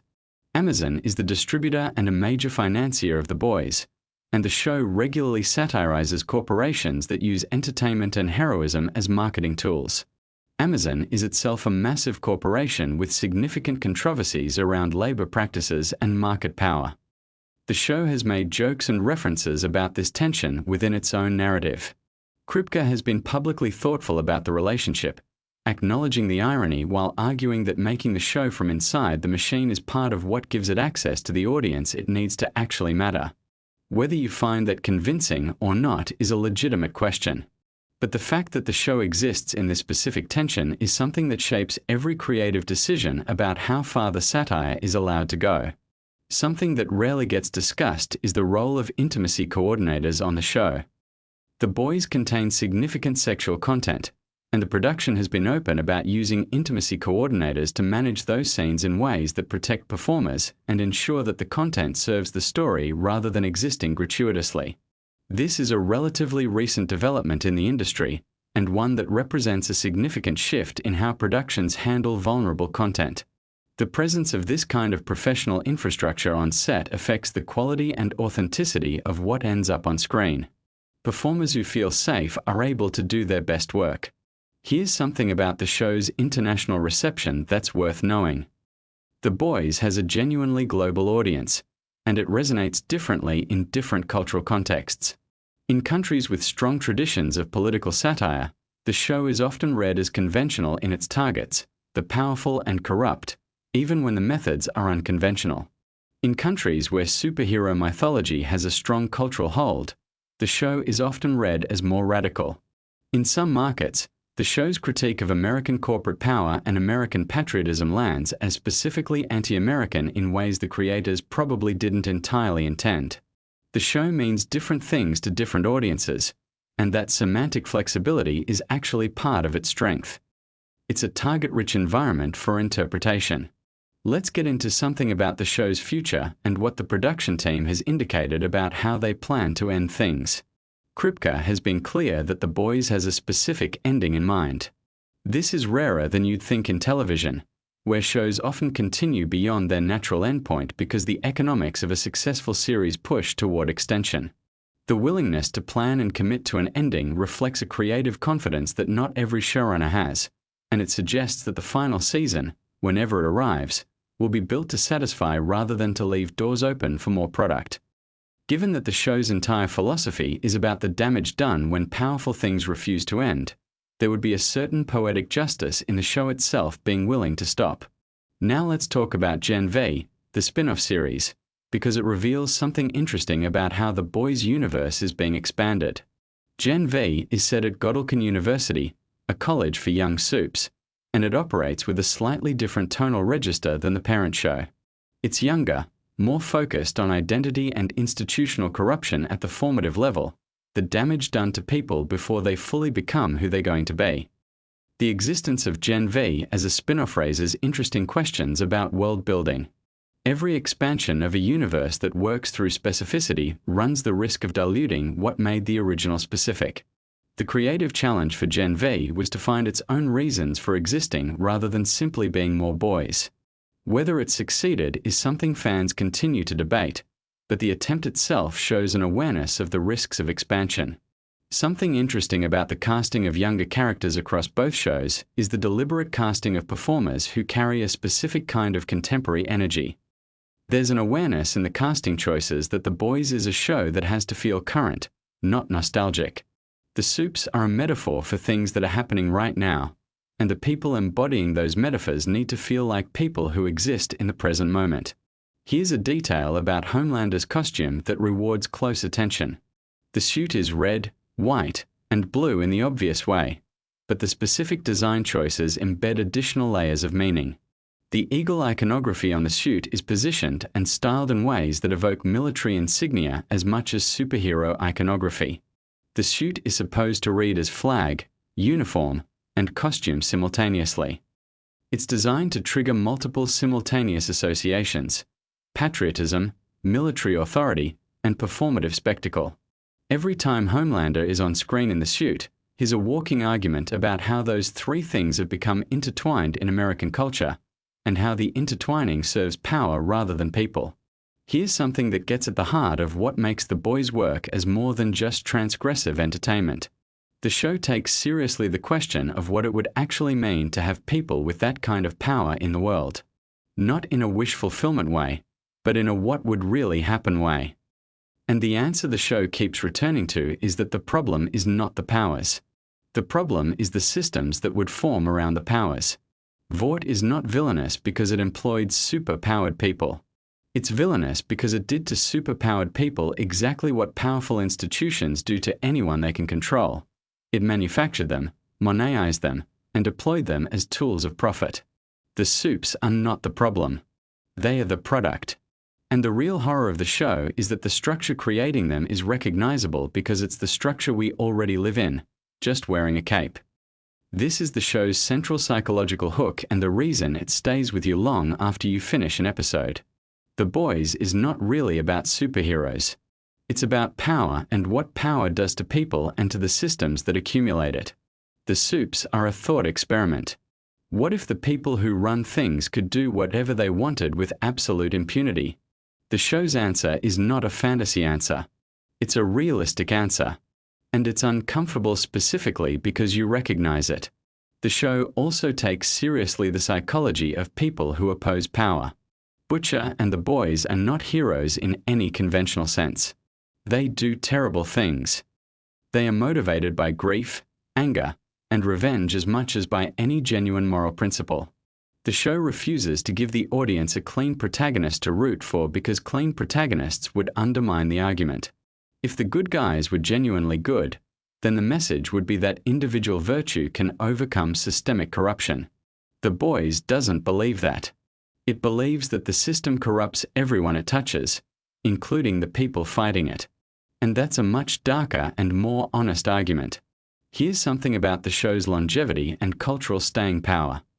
The Boys arrived at a specific cultural moment when superhero fatigue was starting to set in among parts of the audience that had grown up with the Marvel and DC dominance of popular culture.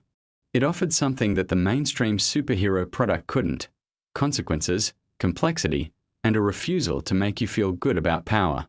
It essentially created a new lane in a crowded genre by being the anti-product within the product category.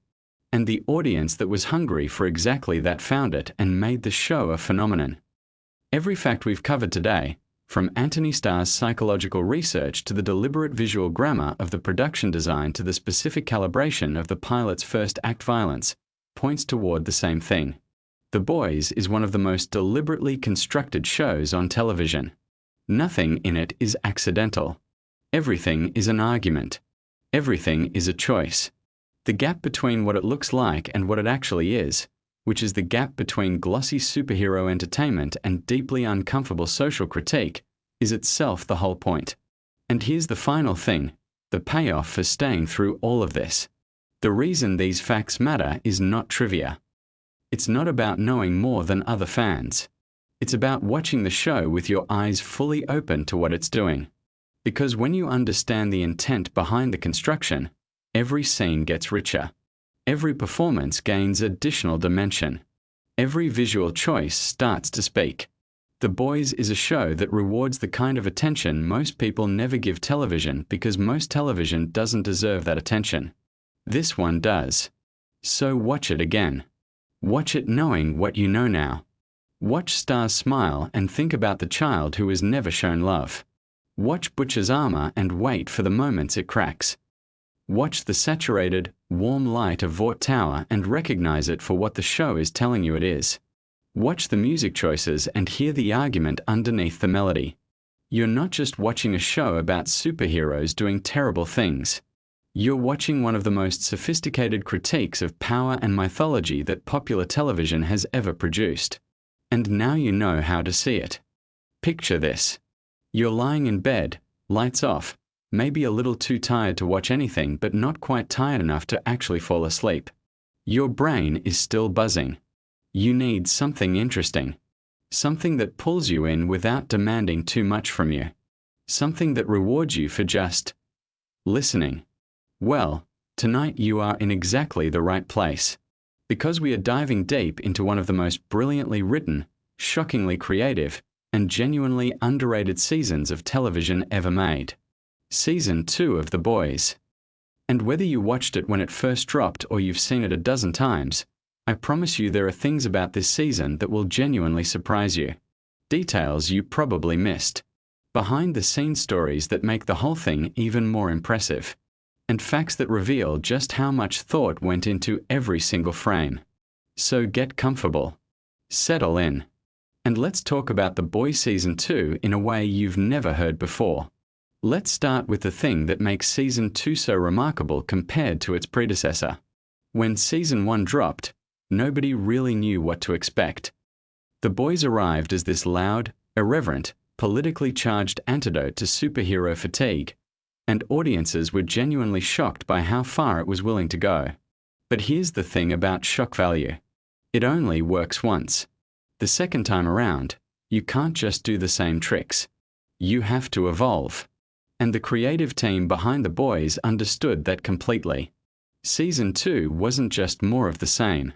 It was a deliberate deepening of everything the show was trying to say. The satire got sharper. The characters got more complex. And the storytelling became genuinely layered in ways that rewarded close attention.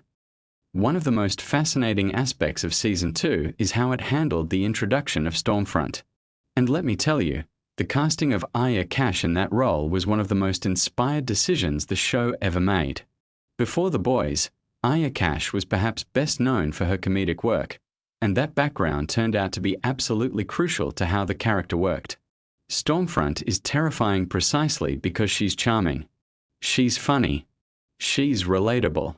She speaks in this casual, internet-savvy language that makes her feel like someone you might actually follow on social media. And that is the point. The show was using her character to make a very specific and very pointed argument about how modern extremism operates. It doesn't announce itself with a red flag and a manifesto. It comes wrapped in humor and charisma and relatability. The fact that Aya Cash could deliver that performance with such precision while also making it feel completely natural is genuinely extraordinary. Now here's something that might genuinely surprise you. The character of Stormfront in the original comic books is actually a male character. A fairly straightforward neo-Nazi villain without the kind of complexity or social commentary layered into the television version. The decision to reimagine that character as a woman, and specifically to frame her as this social media savvy, image-conscious, deeply manipulative figure, was a creative choice made specifically for the show. And it transformed what could have been a one-note antagonist into something that actually says something real about the world we live in. The showrunners were looking at the rise of online radicalization and the way that certain ideological movements had learned to rebrand themselves using the aesthetics of progressivism and internet culture. Stormfront is the fictional embodiment of that very real phenomenon. Let's talk about Karl Urban for a moment, because Billy Butcher is one of the great performances currently on television, and Season 2 really pushed that character into new territory. What a lot of people don't know is that Karl Urban brings a lot of himself to that role. The physicality, the accent, the sheer intensity of how he inhabits Butcher. There's a rawness to it that doesn't feel entirely performed. Urban has talked about finding the character's anger very accessible because the things Butcher is angry about, the abuse of power, the corruption of institutions, the way ordinary people get ground up by systems designed to protect the powerful, those are things that genuinely resonate with him. Season 2 in particular gave Urban some of the most emotionally demanding material of his entire career, particularly in the scenes involving Butcher's wife Becca and his complicated relationship with her son Ryan. Watching Butcher navigate that relationship is watching a man who has built his entire identity around hatred suddenly confronted with the possibility that love might require something more from him. The character of Ryan, who is Homelander's biological son, is another element that Season 2 uses with remarkable intelligence. Because Ryan is not a villain. He is a child. A deeply confused, genuinely frightened child who has been raised in complete isolation by a mother who is trying to protect him from both Vought and from his own father. The show never lets you forget that. Even as Homelander becomes increasingly unhinged and the threat he represents becomes more acute, Ryan remains this figure of pure innocence caught in the middle. And the way Season 2 explores the idea that children can be either the best or worst thing that happens to someone like Homelander, that his son could either redeem him or destroy whatever was left of his humanity, is genuinely sophisticated storytelling. Speaking of Homelander, Anthony Starr's performance in Season 2 is something that genuinely deserves to be studied. There is a scene in the season where Homelander is alone, standing on a rooftop, and he begins laughing and crying simultaneously in this way that is profoundly disturbing. It communicates everything you need to know about where this character is psychologically without a single word of dialogue. Anthony Starr has spoken about the research he did for the role, looking at how narcissistic personality disorder manifests, how people who have never developed a secure sense of identity behave when that identity is threatened. Season 2 is really where that research pays off most visibly, because the threat to Homelander's identity in this season isn't external. It's internal. He is forced to confront the fact that he might not actually be the good guy he has always needed to believe he was. Now let's talk about something that comes up a lot when people discuss The Boys, and that is the show's relationship to real superhero franchises. The satire is obviously pointed at the MCU and DCU in general terms, but Season 2 gets quite specific. The idea of superheroes being used to justify military intervention, the manipulation of public perception around supers being deployed overseas, the congressional hearings about superhero accountability, all of this is clearly in conversation with real debates that were happening in American political culture at the time. And the show doesn't pretend to be neutral about any of it. The Boys has a point of view, and Season 2 sharpens that point of view considerably. The superheroes in this show are not metaphors for something vague. They are very specific metaphors for corporate power, for the military-industrial complex, for media manipulation, and for the way celebrity culture insulates the powerful from accountability. Here's a fascinating production detail that most viewers have no idea about. The show films primarily in Toronto, Canada, not in the United States. And yet it needs to convincingly depict New York City, various American small towns, government buildings, and corporate headquarters. The production design team on The Boys is working at an extraordinarily high level to make Toronto stand in for all of these locations, and Season 2 in particular required some incredibly creative problem-solving to pull off certain key sequences. The city of Toronto and its surrounding areas have a remarkable flexibility as a filming location, but matching the specific visual language of New York requires a level of attention to detail that the show's crew has become almost legendary for delivering.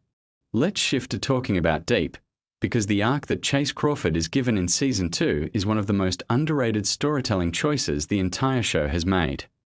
Deep was introduced in Season 1 as a fairly simple villain, a harasser who uses his position of power to exploit women and faces no consequences. Season 2 recontextualizes that character in a genuinely unexpected way. It doesn't excuse what he did, not even slightly, but it does explore the psychology of how someone ends up becoming that kind of person.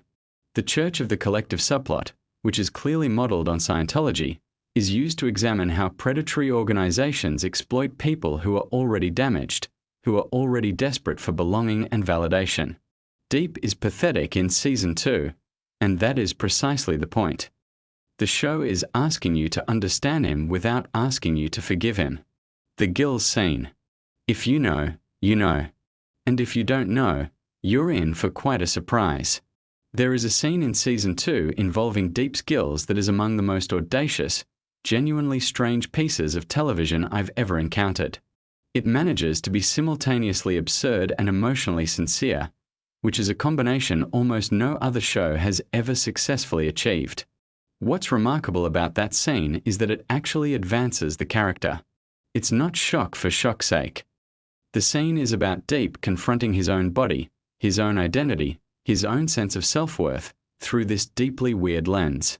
The fact that the writers found a way to use something so bizarre to say something genuine about body image and self-acceptance is a testament to how carefully the show is actually constructed. Now let me tell you something about the writing process for Season 2 that really illuminates why the season feels so cohesive. The writer's room for The Boys operates somewhat differently from many other prestige television shows.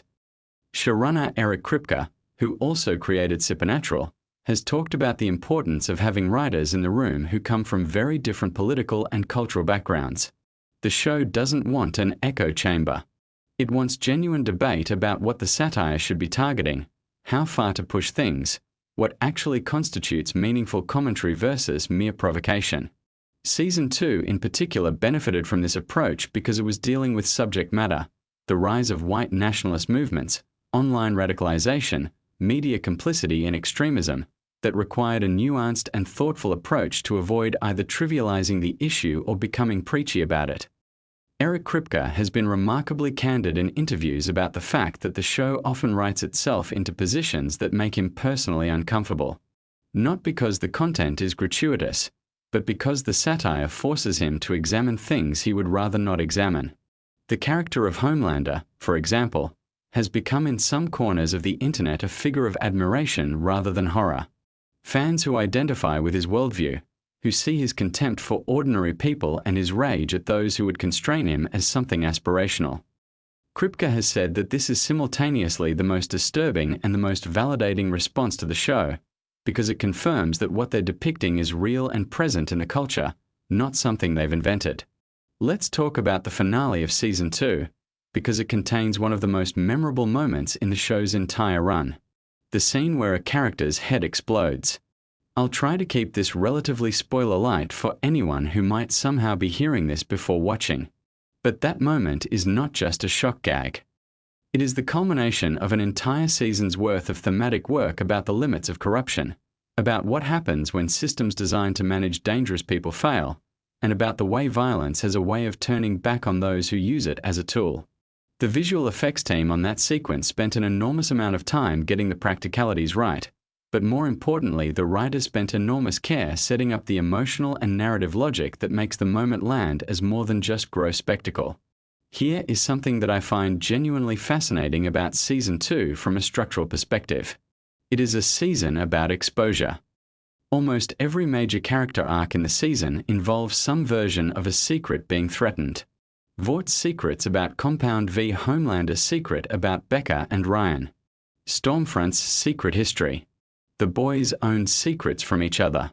Even secondary characters like A-Train and Maeve are navigating questions about what happens when the lies they've been living start to unravel. The entire season operates around this central anxiety about revelation, about what it costs to keep things hidden and what it costs when they come to light. And this is not an accident. The theme is consistent from the first episode to the last, woven into every storyline simultaneously. Now here's a behind-the-scenes detail that really changed how I thought about the show. The costume design on the boys is doing things that are easy to miss on a first watch. The soup costumes are designed to look like what a corporate marketing team would create if they were trying to sell heroism as a brand, not to evoke actual functionality or power. The textures, the colors, the little branding details. All of it is designed to read as product first and as superhero costume second. But in Season 2, there's a subtle evolution in some of the costumes that tracks character development. Starlight's costume in particular goes through changes that mirror her psychological journey through the season, her increasing resistance to Vaught's control, her reclamation of her own identity. These changes were entirely intentional. Elizabeth Shue joins the cast in Season 2 as Madeline Stillwell's replacement, and the character of Ashley brings something that the show really needed at that point in its run. A corporate villain who is just trying to survive, who isn't ideologically committed to anything beyond her own advancement, and who therefore represents the most common and perhaps most dangerous kind of complicity. Ashley isn't a true believer. She's just someone who has decided that the cost of resistance is too high. And watching her navigate the impossible demands of managing superheroes who could vaporize her with a look is both terrifying and darkly funny in exactly the right measure. Let me tell you about the music in Season 2, because this is another element that doesn't get nearly enough credit. The show's music supervisor has an almost supernatural ability to find needle-drop moments that recontextualize both the songs and the scenes they're placed in. There is a particular sequence in Season 2 set to a classic piece of music where the juxtaposition between the wholesome familiarity of the song and the absolute carnage unfolding on screen creates this vertiginous feeling that is entirely unique to the boys. The show understands that music is not just mood enhancement. It's commentary. The song choices in The Boys are always saying something about the scene they're soundtracking. Something that I want to highlight specifically for anyone who appreciates craft in storytelling is the way Season 2 handles the character of Mother's Milk. Laz Alonso gets some of the best material of his career in this season, and what makes it work is the tension between MM's desperate need for order and control, his meticulous, careful, methodical approach to everything, and the absolute chaos that defines his life as part of The Boys. Season 2 gives him a family subplot that grounds all of his psychological quirks in something emotionally real. His obsessive tendencies aren't played for comedy. They're shown as survival mechanisms developed by someone who has been unable to prevent terrible things from happening to people he loves. That's rich, careful character work. Now I want to spend some time on a detail that really reflects the show's commitment to internal consistency. The world of The Boys has its own internal logic around how powers work, how Compound V functions, and how the Vought Corporation has structured its entire operation around managing and monetizing these abilities. Season 2 expands this worldview significantly. The congressional hearings about soups, the revelation about Compound V being given to people in other countries, the corporate and political machinery around all of this. It's extraordinarily detailed world building that rewards attention. The show clearly has documents, timelines, and histories for this world that never make it onto screen but that inform every decision the writers make. Here's something that might make you appreciate the show on a different level. The Boys films its more extreme violence and its more provocative content with a deliberate aesthetic that is meant to be uncomfortable rather than exciting. This is an intentional choice. In most action movies and superhero films, violence is choreographed to be cool. The camera angles, the editing rhythms, the sound design all work together to make it feel thrilling. The Boys deliberately subverts this. When violence happens in The Boys, it usually looks wrong. The camera doesn't glorify it. The editing makes it feel sudden and unglamorous. The sound design emphasizes the wet, physical reality of what's happening. This is the show making an argument with its filmmaking language about how we've been trained to consume violence as entertainment. Let's talk about the ending of Season 2 and what it sets up. Without going into too much detail, the season ends with Homelander in a genuinely interesting place. He has not been defeated. In fact, in some ways he has consolidated power. But his psychology has shifted. He has been forced to confront his own vulnerabilities in ways that he has not fully processed. And the dynamic with Ryan represents both his greatest potential weakness and his most dangerous new motivation. Season 3 of The Boys picks up threads from everything Season 2 planted, but the seeds are all right there in the final episodes of the second season if you know what to look for. One thing that often gets overlooked in discussions of The Boys is the performance of Jack Quaid as Huey Campbell. Huey is the audience surrogate character, the everyman who serves as our entry point into this world of superpowered horror. But Jack Quaid finds unexpected depths in what could have been a purely functional role. In Season 2 particularly, Huey goes through a crisis of his own effectiveness. He starts to question whether he is actually useful to the boys or whether he's just tagging along. And the choices he makes as a result of that crisis, some of them very wrong choices, feel earned because of the groundwork Quaid has been laying since episode 1. There's a really interesting piece of trivia about the casting process for The Boys that relates to Season 2 specifically. When they were searching for the right person to play Stormfront, the casting team reportedly went through an extensive search looking for someone who could thread a very specific needle. The character needed to be immediately likable. She needed to have the kind of warmth and charisma that makes you want to trust her. But there also needed to be something just slightly off, just barely perceptible, that a careful viewer might catch on a rewatch. Aya Cash nailed this so completely that several people involved in production have said they occasionally had to remind themselves during filming that the character was the villain. Now here is a piece of context that I think is genuinely important for understanding Season 2 and why it landed the way it did. The season was released in 2020, during an extraordinarily turbulent period in American and global history. The conversations the show was having about extremism, about institutional corruption, about the relationship between media and truth, These were not abstract conversations. They were conversations that were happening in real time, right alongside the show. And the creative team has talked about the strange and sometimes uncomfortable experience of watching their satire feel less like exaggeration and more like documentary as the year unfolded. That context of release doesn't just make the show feel prescient. It helps explain why it resonated so deeply with so many viewers. Let me tell you about the practical effects work in Season 2, because this show uses more practical effects than most people realize. The production takes a hybrid approach, combining CGI with practical elements in ways that keep things grounded. The gore, for instance, is frequently practical. The decision to use real practical effects for many of the show's more extreme physical moments is part of what gives the violence its particular quality of wrongness, that feeling that what you're seeing couldn't quite have been manufactured. There's a texture to practical effects that CGI still struggles to replicate perfectly, and the production designer and special effects coordinator on The Boys have been quite deliberate about preserving that texture. Something worth discussing is how Season 2 handles the representation of trauma, particularly among its female characters. Season 1 was criticized in some quarters for how it depicted sexual violence, with some arguing that it was too explicit, that it was using assault as a plot device rather than engaging meaningfully with its consequences. Season 2 responds to that criticism in interesting ways. The show is more thoughtful about giving its female characters agency in how they process and respond to what has been done to them. Maeve's arc in particular, her refusal to be used as a tool anymore regardless of the personal cost, feels like the show working through and deepening its approach to these themes. The show also does something really interesting with A-Train in Season 2. A-Train is not a sympathetic character. He made a terrible choice in Season 1 and then made it worse with his subsequent choices.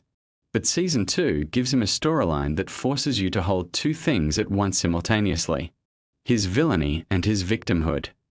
Because A-Train is also someone who has been exploited, who has been built up and then discarded by Vought, who has had his identity and his community weaponized against him.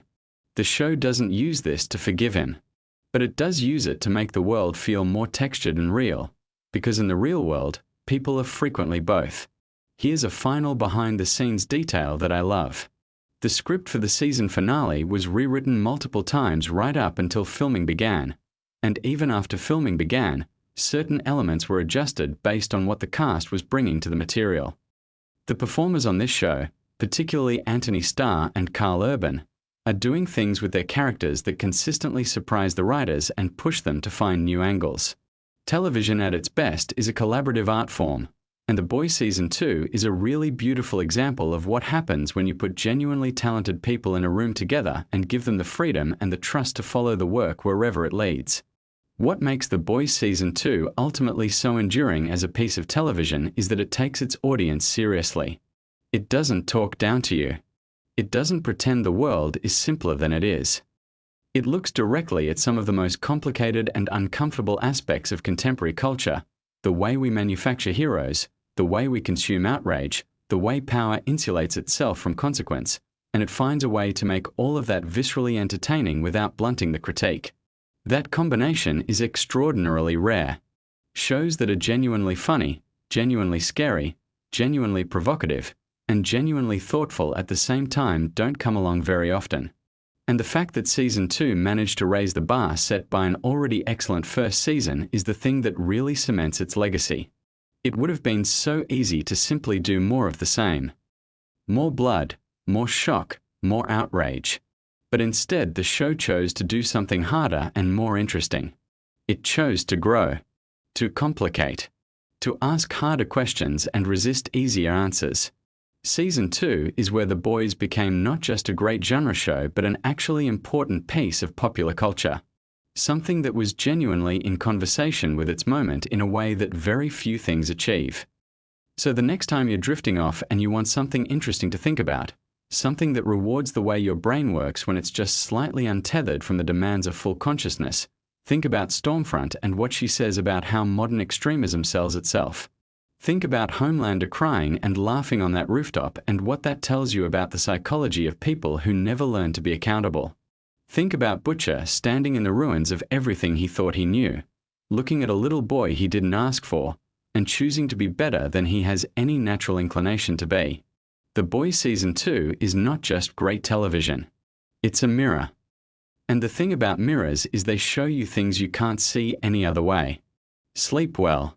And maybe when you wake up, watch it again.